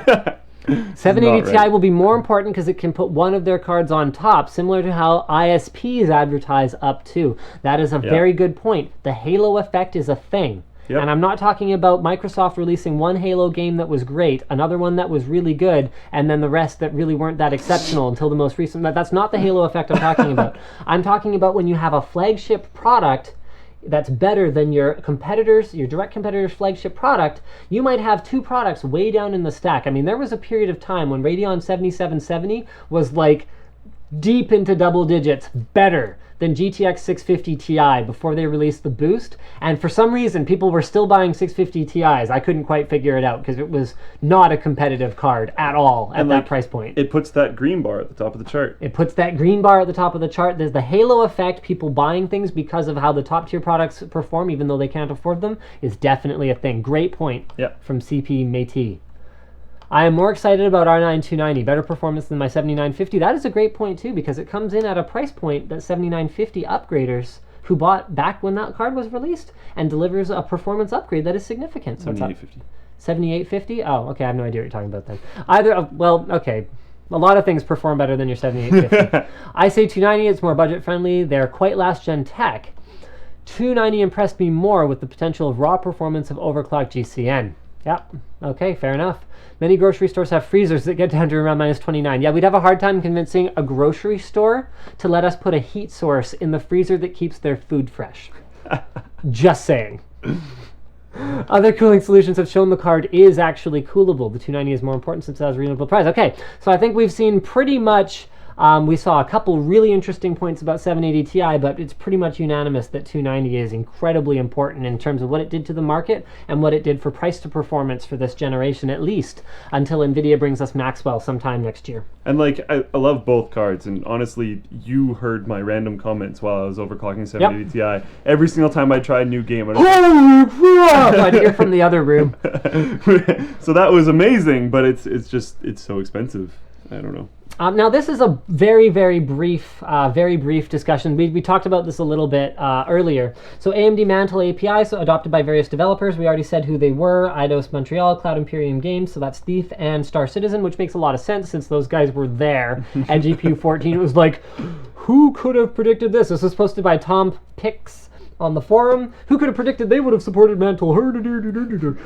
Anyway, the thing that I don't like about Mantle and PhysX and G-Sync is that we seem to be heading in a direction, and NVIDIA can criticize AMD all they want about the way that adding another API fragments the market, and they're right. It does. DirectX and OpenGL and mobile and console, that was enough already. We actually don't need more unless, like, please AMD, if you don't deliver compelling performance improvements with Mantle, oh boy, you guys have hyped this up an awful lot for that to not happen. That's very true. I am rooting for you here. It better be awesome. However, if it's not, you'll get slaughtered. You guys are going to get torn apart. But the thing I don't like about it is that I don't see NVIDIA's approach with some things that differently. The way that I see PhysX is it's just a custom change to an API that already exists that enhances the gameplay experience for some customers who all paid $60 for that game and not others. That's the thing I don't like here is Star Citizen is a game that I want to experience in the best way possible. If I can't have G-Sync and PhysX, we already know the game's going to support PhysX, and Mantle, and Eyefinity, and all these technologies. True Audio, or whatever it's called. I'm going to be disappointed. I paid $250 to play that game. Yeah, True Audio is another example. I want to experience it the way the game developer can deliver it to me if they have all the technology available. At least give me the option to run two cards, and if I have to just run True Audio on my AMD card, then fine. But I want to have an option. As a consumer, that is the thing that I feel like is happening here, and I don't really like it. So that was all I wanted to say about that. And it's frustrating. We even had a conversation earlier, which is, this is bounding off something that you just said, even putting two cards in. Yeah. Like, it's impossible. You can't. We even NVIDIA, theorized some... blocks at every turn, every hack they've seen for running a secondary dedicated NVIDIA card for PhysX. Yeah.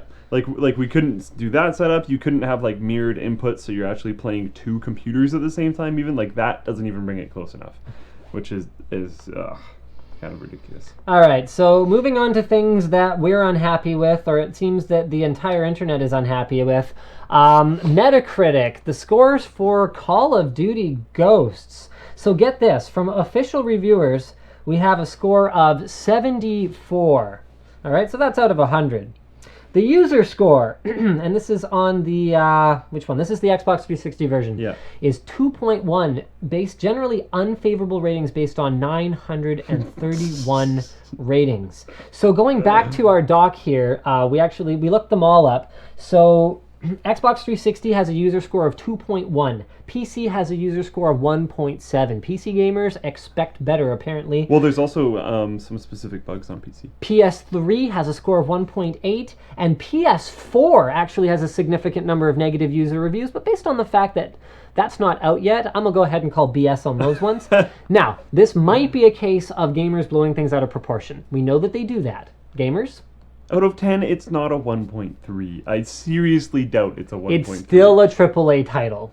1.3, we're talking Farm Simulator that doesn't have any tractors in it. Let's talk about if you ever got a score on a test that was 13% or 20%, How little did you know about the subject matter? That's taking a multiple choice test, but just not actually filling in all the answers, because multiple choice test filling in all the answers would be better. It would be 25. You could still yield 20 to 25%. Yeah.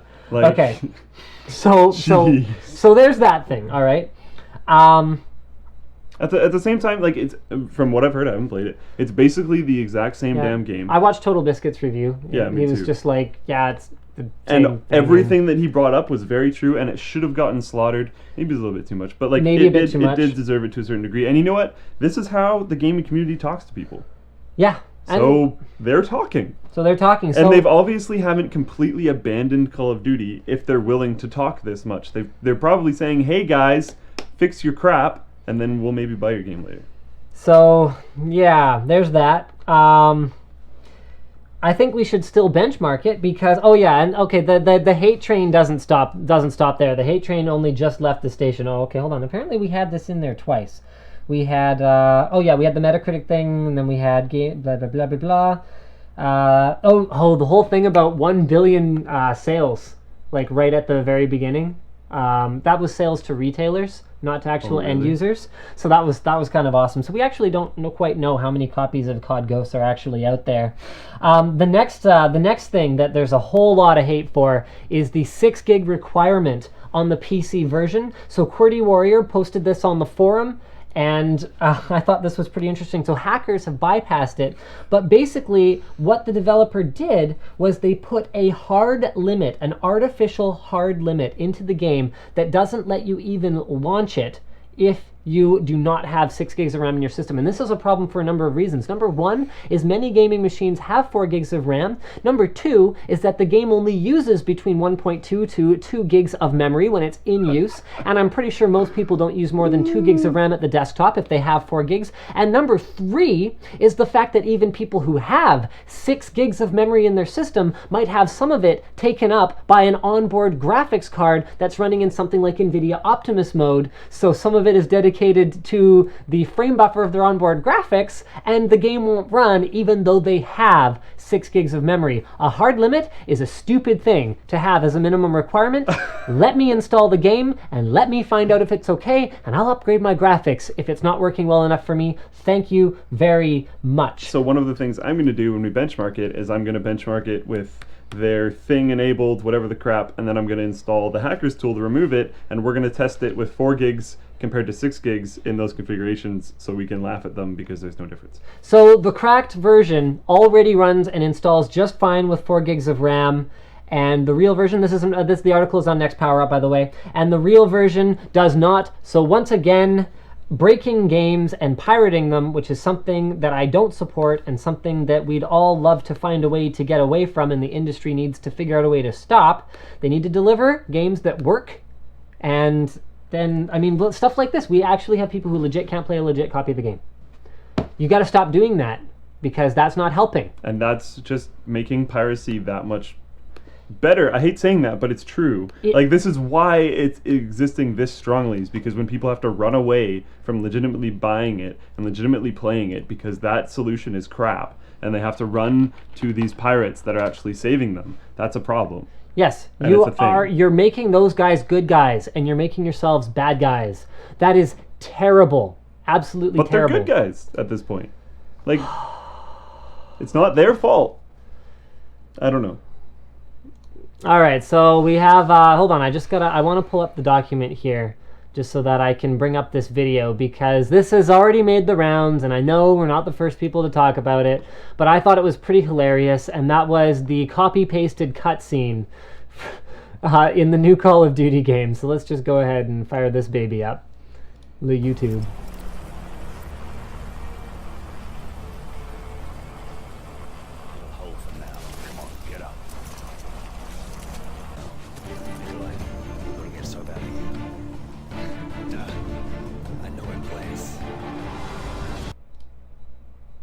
Okay, well, whatever. I was trying to move the ad there at the end. But, like, seriously, guys? I don't like it either, but my devil's advocate claim to it is one of their things for a long Seriously, time. guys? I don't know. I'm trying. One of their things for a really long time was war never changes. So I don't know. Maybe they're trying to pull on that, but they could have done it a lot better. And like, if that was their whole point, they could have done like a fade to black and then had the text war never changes on it, and then everyone would have understood it and it would have been okay. Did you just say understand it? Yes, I did. Because that derp moment wasn't as bad as the one that we just showed. So. I've been like trying to pull myself through that because I don't actually agree with it all. So I screwed up one of the words. Speaking of things we rarely agree with, EA. All right. I know where you're going. So EA, never content to let someone else have all the bad press. This was posted. This was posted on the forum by Only Smokin'. Battlefield 4 is facing a number of issues on all platforms at the moment, etc., etc., etc. There's some some emails and some messages and stuff going on here with some names blacked out. But pretty much the gist of it is DICE was still trying to develop the game. They're still trying to add things to the game. They're still trying to actually do QA on some things. And EA was like, nope, we're releasing before CoD. Yeah. So, we've had some positive things to say about EA. We've had some weeks where we've said nothing about EA, but this is a problem, EA. I mean, if the game's not done, the game's not done. Okay? If someone uses a silence weapon, it shouldn't mute the entire server. And if you had let Ghosts release with a dog ahead of your game, you wouldn't have even had to worry about it anymore. Because everyone would have had Battlefield 4 on their Christmas lists so fast. I mean, I guess you have no way of predicting that COD Ghost was going to be terrible. But, come on, guys. And I mean, there's some other things that are kind of bothering me here, too. The Battlefield 4 DLC is coming hard and heavy. So they're already talking about 2 DLCs. So China Rising, and then what was the bloody other one called? Basically, the second one is just like a bunch of Battlefield 3 maps that people like. Yeah, so Battlefield 3 maps that people liked.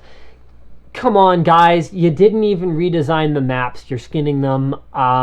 That should have been in the game if you already knew people like them. I mean, based on the fact that they're already done so quickly means they were pretty much already done.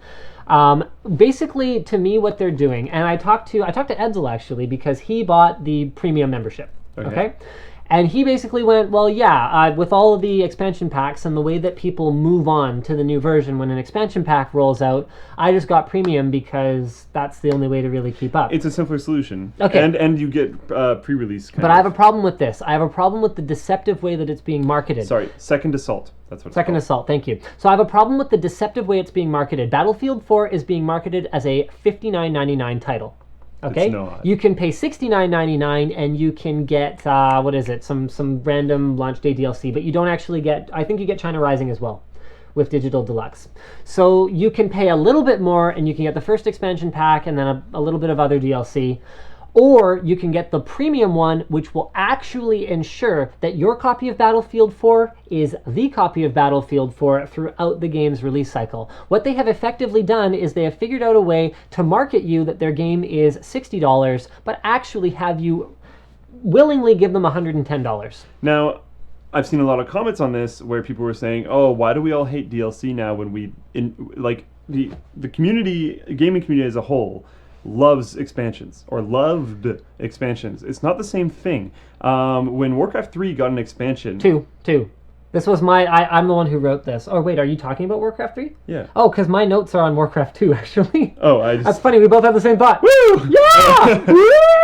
All right, I'll let you go first. Screw it. Warcraft 2, Warcraft 3, any Because I have of the the numbers for StarCrafts. these. I have the numbers. I don't have the numbers. All so right, bring that up. I got numbers, man. All right. But like when a game like this gets an expansion, it's happy, everyone enjoys it because it's a while down the line, it adds a ton to the game, and it's just adding life to the game. Okay, so Tides of Darkness got an expansion 4 months after release. Tides of Darkness wasn't a predominantly multiplayer game, so they weren't fundamentally breaking the experience that was Tides of Darkness. You were getting a new single-player campaign, and you were getting like a couple heroes and like maybe more custom map options. Like that's all you were really getting when you bought Beyond the Dark Portal, okay? You also got a fantastic disco song that I liked earlier this week on YouTube. You guys should go check it out. It was on the CD. All right. When StarCraft, which was a predominantly multiplayer game, got an expansion, it took 8 months. So there was actually some time to enjoy the vanilla experience and have an experience before Blizzard, the evilest of all companies, actually asked you to fork over more money along with all of your bros so you could all play the game and have the new updated balance system and all of those updated things. My issue with Battlefield 4 is we're talking like a month and change. Out of the gate. Out of the like gate. So many planned already. So they have made their $60 game a $70 game if you want to be playing for more than like a couple months with all of the content. And then they've turned it into a $110 game if you want to own what would typically be a 1 expansion pack or 2 expansion pack release cycle in the past, if you want to own the 5 expansion packs that they already have listed. I mean, to me, that's a problem. The fact that all the expansion packs are here, like now. Yeah. It's like, here's all the plan for all the stuff that we want you to all buy. So maybe this is all just uneducated hate from me, and Battlefield 4 fans are ripping me apart. So someone brought up Battlefield 3 released premium a while after. Okay, someone brought up that Second Assault is getting redesigned maps. Okay, so fine. I still maintain that they were probably done if they're being released now. They're saying 4, really? I read 4 maps that were in Battlefield 3. But either way, I right. haven't looked too far into it because I just was like, oh, I hate DLC. Moving on. So that's probably part of it. And like one of my favorite companies has been actually kind of known to be one of the worst for this, although they've kind of fixed it, was Bethesda when they released Horse Armor. That was hilarious and stupid, and that should not have But happened. at least it didn't alter the gameplay in any way, That's true. and it wasn't going to make... In any way. Like, at all. Like, the game worked. If you bought the game, you had the whole game and all of the mods and all of the blah, blah, blah, blah, blah, all of that stuff forever. And you didn't pay $110 for it. So I'm going to give Bethesda a pass because I have no problem with Horse Armor that doesn't do anything as long as people understand it doesn't do anything. Forum badges on Linus Tech Tips forum don't do anything. But we were upfront about that. We said, look, this is a way you can support us. I'm okay with that. I mean, I hopefully am because we did it. I was like, that's probably a good thing. Let's hope I'm okay with that. Speaking of which, we are going to have another fundraiser campaign. First Blood was amazingly successful, and we are so thankful to everyone who contributed to it. We have a plan. We are looking at a pretty significant website upgrade for LinusTechTips.com and a pretty significant equipment upgrade for some... Oh, yeah, Diesel sent it out. Yeah, I know, whatever. We just have to make sure it's as good or better now. No pressure. We don't know if it's possible. So anyway, so we're planning an upgraded website. Don't worry, it's still going to be a forum first and foremost, and a lot of the front page content will be tied into the forum. That will be his job, and he will do a great job of it, and it will be timely. It's possible. Anyway, moving on. We are also planning an equipment upgrade that is going to allow us to bring you guys a daily show. The issue is that with all the technical difficulties that we only own one proper camera right now. So we need... And one microphone. And one stand, one mic stand, and like a couple lights. Like we actually have one set of everything. And in order to have a daily show and have no technical difficulties so that we can basically prep it and sit down and shoot it and bring it to you guys on the Tech Quickie channel, we are going to need another set of gear that basically lives on the new set. So we are going to be doing a campaign to help us fund those upgrades. So that's going to be coming soon. And speaking of campaigns and... Stop. Oh, yeah, okay, hold on. No, I don't want to play it on there anyway, actually. I want to play it here. Speaking of campaigns, back to Battlefield 4. It has a campaign. I heard it ain't that great, but this is nothing to do with the campaign. I was just looking for a segue, and it did not happen. So, where'd it go? Where's my segue? Here we go. This, in my mind, is the worst thing that DICE, EA, and whoever was involved in this terrible decision could have possibly done.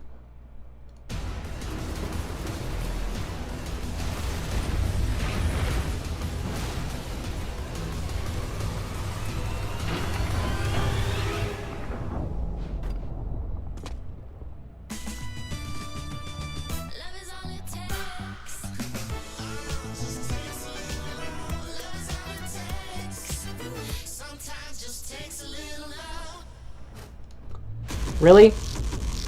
Rated M for me. Really? You had an opportunity, and I mean, I'm not the biggest feminism activist in the world by any stretch of the imagination. I don't think I talk about this a whole lot on the show, but you guys had an opportunity to be progressive here. The game had a female character in it that was really good. This was an innovation. It was a way to set yourselves apart from the depiction of females and the way that other companies are doing it, the depiction of females in the military. You had an opportunity to be above this. She was like one of the better characters. And you partnered with Axe to create an ad that's like, if you wear Axe, chicks will get out of tanks, they will meet you in the middle of a bridge with destructible buildings falling down behind you, and they will be into you. Are you kidding me?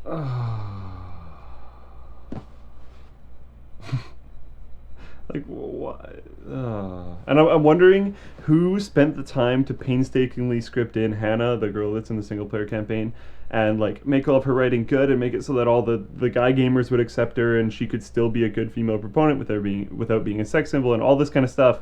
I wonder how upset they were when they were not consoled at all and they just probably randomly saw this ad through a news site and had no idea it happened.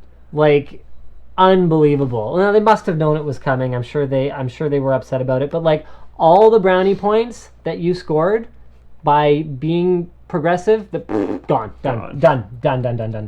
You're so done.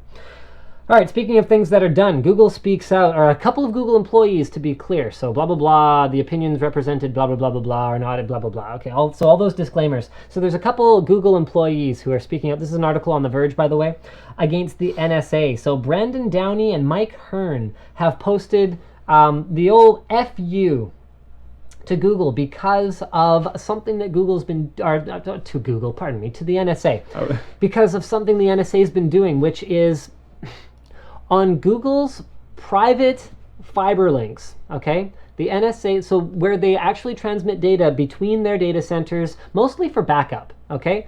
In an unencrypted form, the NSA has been pulling data. Really, NSA? So Google has, between these two guys, they've been talking about some of the things that how outraged they are that the NSA is just taking data from Google that they have not asked for. So for one thing, and they've talked about how they're putting solutions in place as a big FU to encrypt that data even when it's moving in between Google's own servers on their own secure networks, because just the outrage. And I think there's not really much more for us to say beyond that, and that this NSA thing is getting a little bit out of hand here. It's getting a little bit nuts. And one of the things that I brought up is like when we all sign our souls away signing up for a Gmail account or whatever. Yeah, because Google sells all your personal information too. Don't be real clear about that. But they usually sell it like anonymously. They'll sell your data but without a name or something like that. And when the NSA takes it, it's not anonymous. It's very attached and very utilized. And it's, yeah. So this was information that all came out. It was the scandal comes from a little internal NSA diagram of like, here's how the sneaky way we're going to steal the data. That was part of... And then the little smiley face. And then the little smiley face. Yeah. Oh, man. So not only are they stealing the data, they're being, snarky and like... Yeah. Sneaky about it internally. No one's happy with you, NSA. All right. On to more good news. This looks amazing. This is freaking awesome. So this was posted by Orphis on the forum. It's a fudzilla.com article, and they're claiming that the NVIDIA Tegra Note 7 is coming out November 12th. So that would be in 4 days, which I will have one heck of a conversation to have with NVIDIA if we're not seated one of these. Just like we weren't with Shield on time. Yeah, seriously. Because they said they were going to deal with that. We're not going to get one on time. It's kind of starting... Monday's a holiday. If that date... Mind you, they might announce it that day. And then... Because Shield was announced and stuff before review samples were shipped out and before it was released and all that. But anyway. So spec-wise, we're looking at a 7-inch 1280 by 800 IPS screen, which I'm okay with. It's IPS. I like that. Yeah, for IPS, IPS is good, particularly from a gaming perspective. At that size, I don't notice it that much. It's only really text where 1080p would make a difference to me at that size. 1.8 gigahertz Tegra 4 processor. Boom. Only 1 gig of RAM, so they aren't the best specs ever. It has 2.4 gigahertz 802.11 and 16 gigs of storage, micro SD slot, 4100 milliamp hour battery, and based on what great battery life Shield gets with the Tegra 4 and similar specs, it's going to have a pretty beastly battery life. Micro HDMI out, 5 megapixel rear camera, and it supports Game Stream. which makes that micro HDMI out super important and that's not a cool. small thing to roll over. Not a small deal. So supports GameStream according to the rumors, which we haven't heard anything about it. Supports GameStream and is $199.99. So guys, GameStream. I've been talking, I mean, it's happened sooner than I thought, but to me, consoles are already a thing of the past, because if for $199 I can have something that's a tablet, and it's my console, and I can use my already beefy, I don't know what I was trying to say there, and I can use my powerful PC to drive games at 720p or 1080p with a wired internet connection, or Ethernet connection, I can't say anything right today. So if I can drive 1080p games on my TV, that'll actually be a better experience than what PS4 or Xbox One can deliver out of the gate, assuming you already also own a PC. And many gamers are gamers. They're not PC gamers or Xbox gamers or PlayStation 4. They're gamers. They own consoles. They own gaming PCs. They want to appreciate everything that's available on all of the platforms. And obviously, this won't give you access to the exclusive content that's available for consoles, but it's a way to at least have the couch gaming experience with things like racing games and use the power of your PC to do it. And one of the things with Shield is if I wanted to play an Android game, a tablet style surface is probably fine because they're all designed for it. And if I wanted to play a PC game, if I was going to play with a controller, the mobile thing isn't super attractive to me.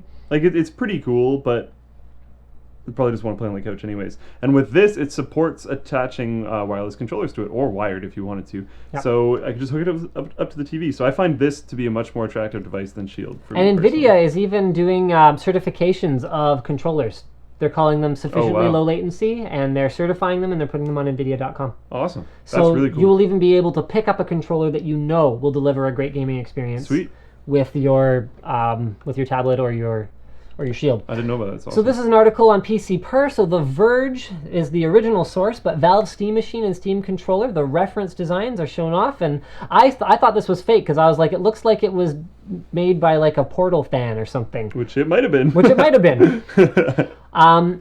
Valve apparently is not actually going to sell the reference Steam Machine. Yeah, I had no idea. I thought they were. So they're going to seed them out, but that's it. They're not actually going to sell them. However, they're releasing the CAD files, so anyone could make one. And I hope someone does. I'd love to see someone like EVGA release a reference, because they're so good at just taking a great reference design and gussying it up and marketing it well and making it competitive and having it available everywhere. I'd love to see EVGA do it. There. If anyone from EVGA is watching, I want to see a reference Steam Machine powered by your graphics cards. That's awesome. I also want to see people just make their own. If the CAD files are freely available. Yeah, 3D printing. Dun, dun, dun. That's what I was actually most excited for. Of course, a board partner making it would be. You heard about that first metal 3D printed gun, right? Well, you have to have a $500,000 plus machine to be able to make it. And you have to have all this stuff behind it too. Sure, but it's the beginning of. Oh, of course. And there will be cheaper ones, effect in terms of price. And it would the process for it will get better. And $500,000 to a criminal organization is not necessarily too much money. Not necessarily for unmarked guns. Yeah. There's a thing to think about. Yeah, no, I know. It's just it's not a lot of people were jumping on it, going like, "Oh my God, anyone can make a gun." Well, it's no. like, well, not really. That's not quite a thing. Kind of have to like sell your house. All right, so maybe we'll do some rapid fire stories. I know we missed a couple things, but we've run significantly over time here, so... I knew this week was going to be nuts. The WAN show doc this week was insane. So many great topics, I mean... November's here, everyone. All right, so here's some positive PR for AMD. I think this has been a very AMD positive stream overall. 99VW posted on the forum. This is a Reddit. Reddit is the original source. So some guy's neighbor was cleaning his gun and accidentally discharged it. It ruined the guy's PC. He posted on Reddit. He was contacted, so you can actually see what AMD's PR department said here if you can read this on the stream. Blah, blah, blah. Okay, whatever. It'll be in the doc, which we link on the forum. Yeah, so. There you go. Maybe you can read it like this. Anyway. This is ridiculous. AMD contacts the guy, gives him a new PC. Essentially, like 4 components that revitalized it. Like, fixes his PC. They didn't fix the case, but I'm cool with that. I like that. Yeah, there's a bullet hole in your case. Like, how sweet is that? And it's not like that sticker bullet hole. It's it got shot. Like, that's pretty cool.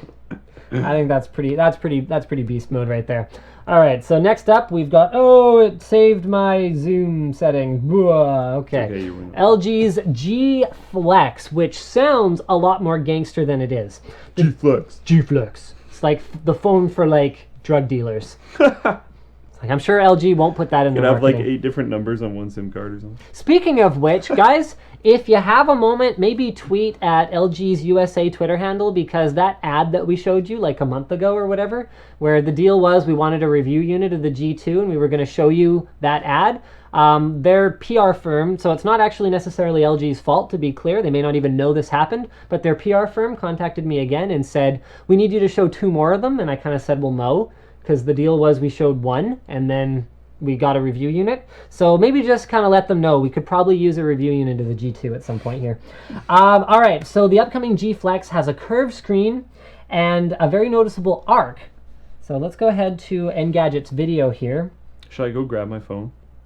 I don't Yeah, know where it is. actually, no, it doesn't matter. Okay. So they showed how you can take this curved phone and you can actually flex it out to the point where it is. Oh, I should probably mute that. Shoot, sorry guys. So you can flex it to the point where it's pretty much straight. So as you can see, they take it here and bend it over the table like that. You know, I had to do that. You know, I think this was not news. So as much as we talked about it, maybe it was just an excuse to get you guys to tell LG we need a G2. We could use a G Flex too while we're at it. I wouldn't mind seeing what the curved screen experience is like. But I've seen Galaxy S3s and S4s flex that much. It's like how to turn your S4 into a curved screen smartphone. I torqued mine, and with how much pressure he was putting on that, I think it flexed easier, but my phone, while it probably wasn't good for it, can flex quite a bit. All right, next up is AMD will be selling Intel-based servers. I don't think this is that big of a deal. Nice Hat, I think it's just ironic. Yeah. Nice Hat posted this on the forum. So AMD recently won a contract to supply Verizon with servers. So Verizon wants to get into the whole cloud thing. And it was through an acquisition that AMD made last year of SeaMicro. The only issue, so SeaMicro is a server maker, and they have these extremely compact, high-density servers that they are selling to companies like Verizon. They look really cool. I mean, here, look at this thing, guys. It has an LGA 2011 socket, 2 SODIMM memory slots, a chipset, what looks like some other complicated communication bridges here, and then it has a proprietary interface that actually looks like 2 PCI Express 16X interfaces. Really, really cool looking board. And look how big it is. I mean, that's a CPU. It's small. Very, very small. So very cool technology. Unfortunately, 3/4 of the servers that Verizon's ordering are Intel-based. So AMD will still be making money on the transactions as a middleman, so to speak, but they have to sell Intel-based servers. Over time, they'll be able to phase out those models and implement AMD models and all that. It's not really that big of a deal. It's just kind of funny. Steve Jobs' childhood is now a landmark. Oh my god. Childhood, did I say childhood? I said his childhood's a landmark, because that's not what I meant to say. Childhood home is now a landmark, and I also think that I clicked on the wrong link. I am not having a good day. His childhood is a landmark. Okay, it is now an historic resource. So this was posted by SnickerZ, and this was a post on Techno Buffalo. Guys, if you haven't seen the WAN show from last week, go watch it. John for Lakers was one of the best guests we've ever had. He was awesome. Even just go back and watch the archive of the segment with him. We had some great conversation. Anyway, Techno Buffalo is John's site.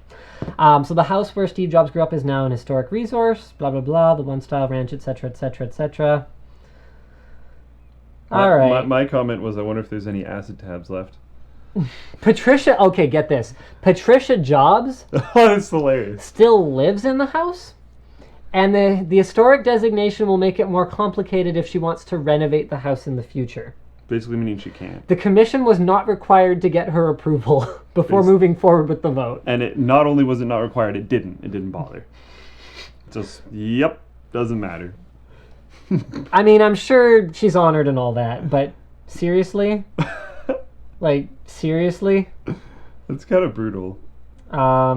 People suck at passwords. This was a post on XKCD, which is an amazing webcomic. Well, the post was on our forum. The post was on our forum, posted by Cuddlesworth9419. Okay. Saying that 1.9 million people that Who use credited it to... Oh, no, XKCD did the math, right. Sorry. I think. No. Wait, what did they do?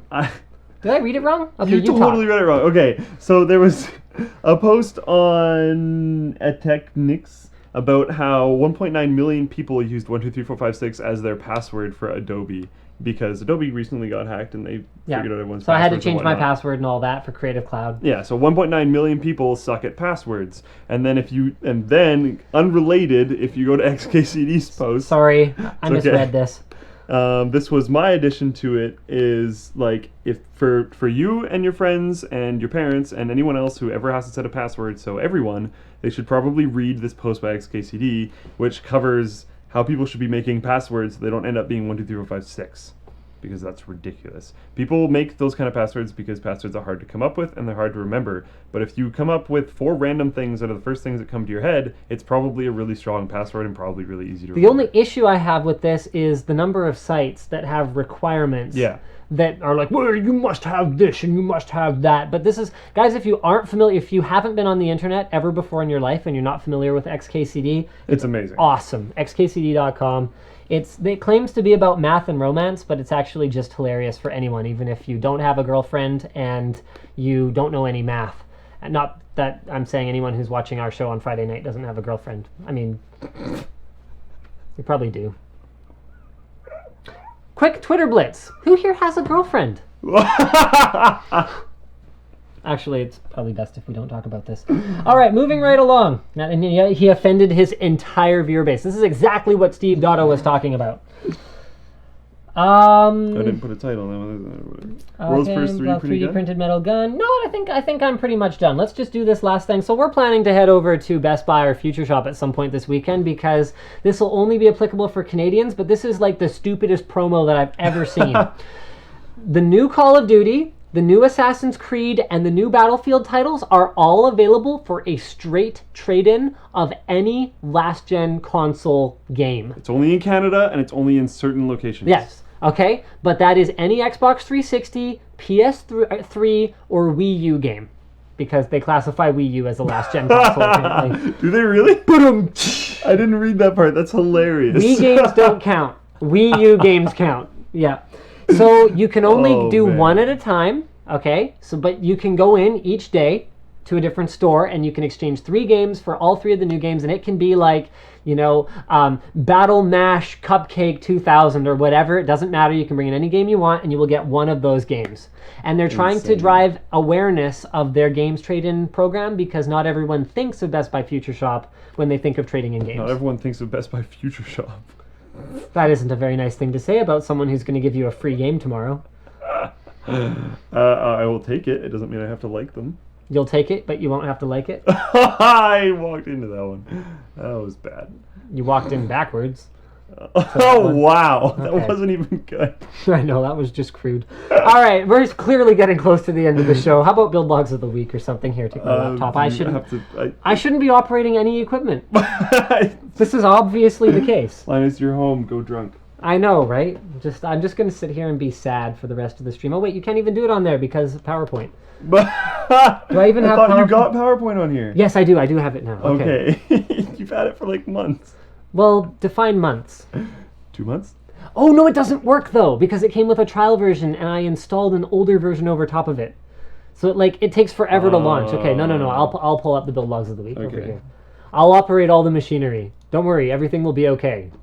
This is why I love this show. Anything can happen.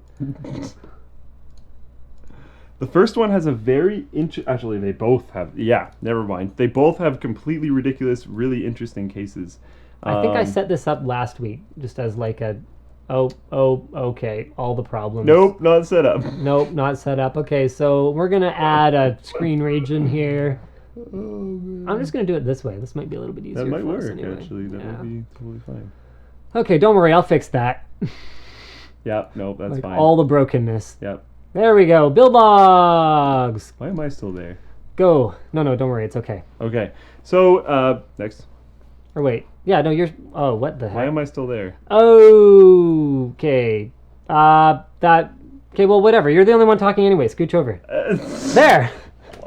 It's the Slick Show! Okay, wow. Jump into the thing, so we go to the next slide. Oh, you want me to go to the next slide? There we go. Hey, it's Mick Lavin. Why is it so hard. Okay. Case, Spantex Enthoo Series Primo. That's like the first thing I really want to point out because when you see that picture, that thing looks amazing. Yeah, we have an unboxing coming when I get around to doing it. Oh, nice. And I saw one in person today at the NCIX studio. It's kind of nice. Spantex been doing some really cool stuff.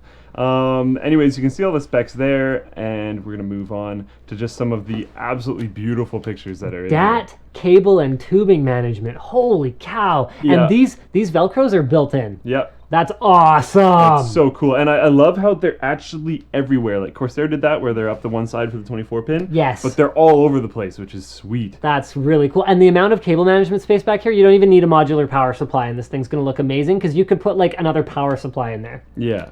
It's just sick. Here's some close-up shots. The guy's, oh man, it's just beautiful. The way he did all the colors, how it all goes in together. And a lot of times we get build logs on here where people use perfectly straight tubing everywhere. That is a style, but I don't think it's required. And I think this guy did curved tubing in a really good way. Yep, and you know what? I like seeing builds where, you know what? Look, there's a wire here. Yeah. Deal with it, because Yeah. I actually hooked up the rig. Yeah. That's one of the things that people will often criticize about my machine is like, well, there's still a lot of wires visible. And I kind of go, well, yeah, I have like a lot RAID of card things. with 8 SSDs, and I have the fact that you see as few wires as you do is nothing short of a miracle, because I actually have my front panel connectors hooked up and all this stuff. So I'm hoping when mine's done, I'll have a capture card, a sound card, a RAID card, and 2 graphics cards. you may not need a capture card if Shadow Might Play. not if Shadow Play works out, but Yeah. we'll see. But like that's going to be all the cables everywhere. Yeah. Like All right. Next Vector one. Custom. Another crazy weird case. So Vector Custom have been making PC table things. I thought about buying this, but it's like $3,500 or something, right? Or like $4,500. I don't remember how much This it is the is. commercially available one, though, Yeah. right? I think they only produced like 30 of them or something Not stupid. very many. And I was like, oh, because it's real nice. They're pretty freaking sweet, and it saves you like making these desk computers. The build logs are really long because they're really hard. Yeah. They're really hard to make. So it's interesting how you can just buy one, but they're still like like I just said, you can just buy one, but like you still have to do all that to it. Like it's it's not exactly ready to go. Yeah, so plug there's and still play. Not so much. So absolutely beautiful computer. I love what the guy did with it. It looks great. Look at that, man. So clean. So again, curved tubing. You're going on a bit of a curved tubing thing. That's interesting. Yeah. Yeah. Yeah. Dave saved my butt with this build log. But yes. I don't know. I like both of them. It doesn't have to be straight tubes. If it's done properly, curved tubes can still look really good. Do you like my rig? Yes. Have you seen the finished one? Yep. Okay, yeah. I'm not super stoked with mine, which is why no one gets to see it. Yeah, a lot of But- people have been asking to see Slick's rig for a long time. I should totally sneak into his room and like vlog it for you guys. Let me know. Let me know on the Twitch chat. I'm What- taking my computer back. If you do happen to if do you it, want me to do that. I don't want you to do that. So should I just take the laptop back? Well, I think Oh, you were saying I to already the- know the answer that they're gonna give me anyway. They're gonna be like, Do it! Do it! I'm gonna Do like it! Do weld it! metal panels Do it! onto it so you Do can't it! see it. weld metal panels. I'm gonna That'll put the- just be cooler. I'm gonna And I'll just show actually- them the wet metal panels. I'll- You're gonna have to weld your door shut, is what you're gonna have to do. That's what I mean. Oh, that door. Oh. Yeah. So yeah, forget it. You're done. You're done. The back isn't cable managed, and the cables go like this far out of the back. Because Yeah. everything's just hanging. And the cable management on his case is not that easy to It's deal with. not good, and there's not, no. So guys, before we end the stream here, I know I always thank you guys for watching, but I am particularly thankful to you guys for watching today. Normally at the end of the show, we have around 4,000 to 5,000 viewers. So we're on the low side today. We're sitting at around 4,000 viewers. There's but WCS. the thing that floors me, and you just took away the punchline, thank you for that. Well, you're gonna ruin my rig, That's true.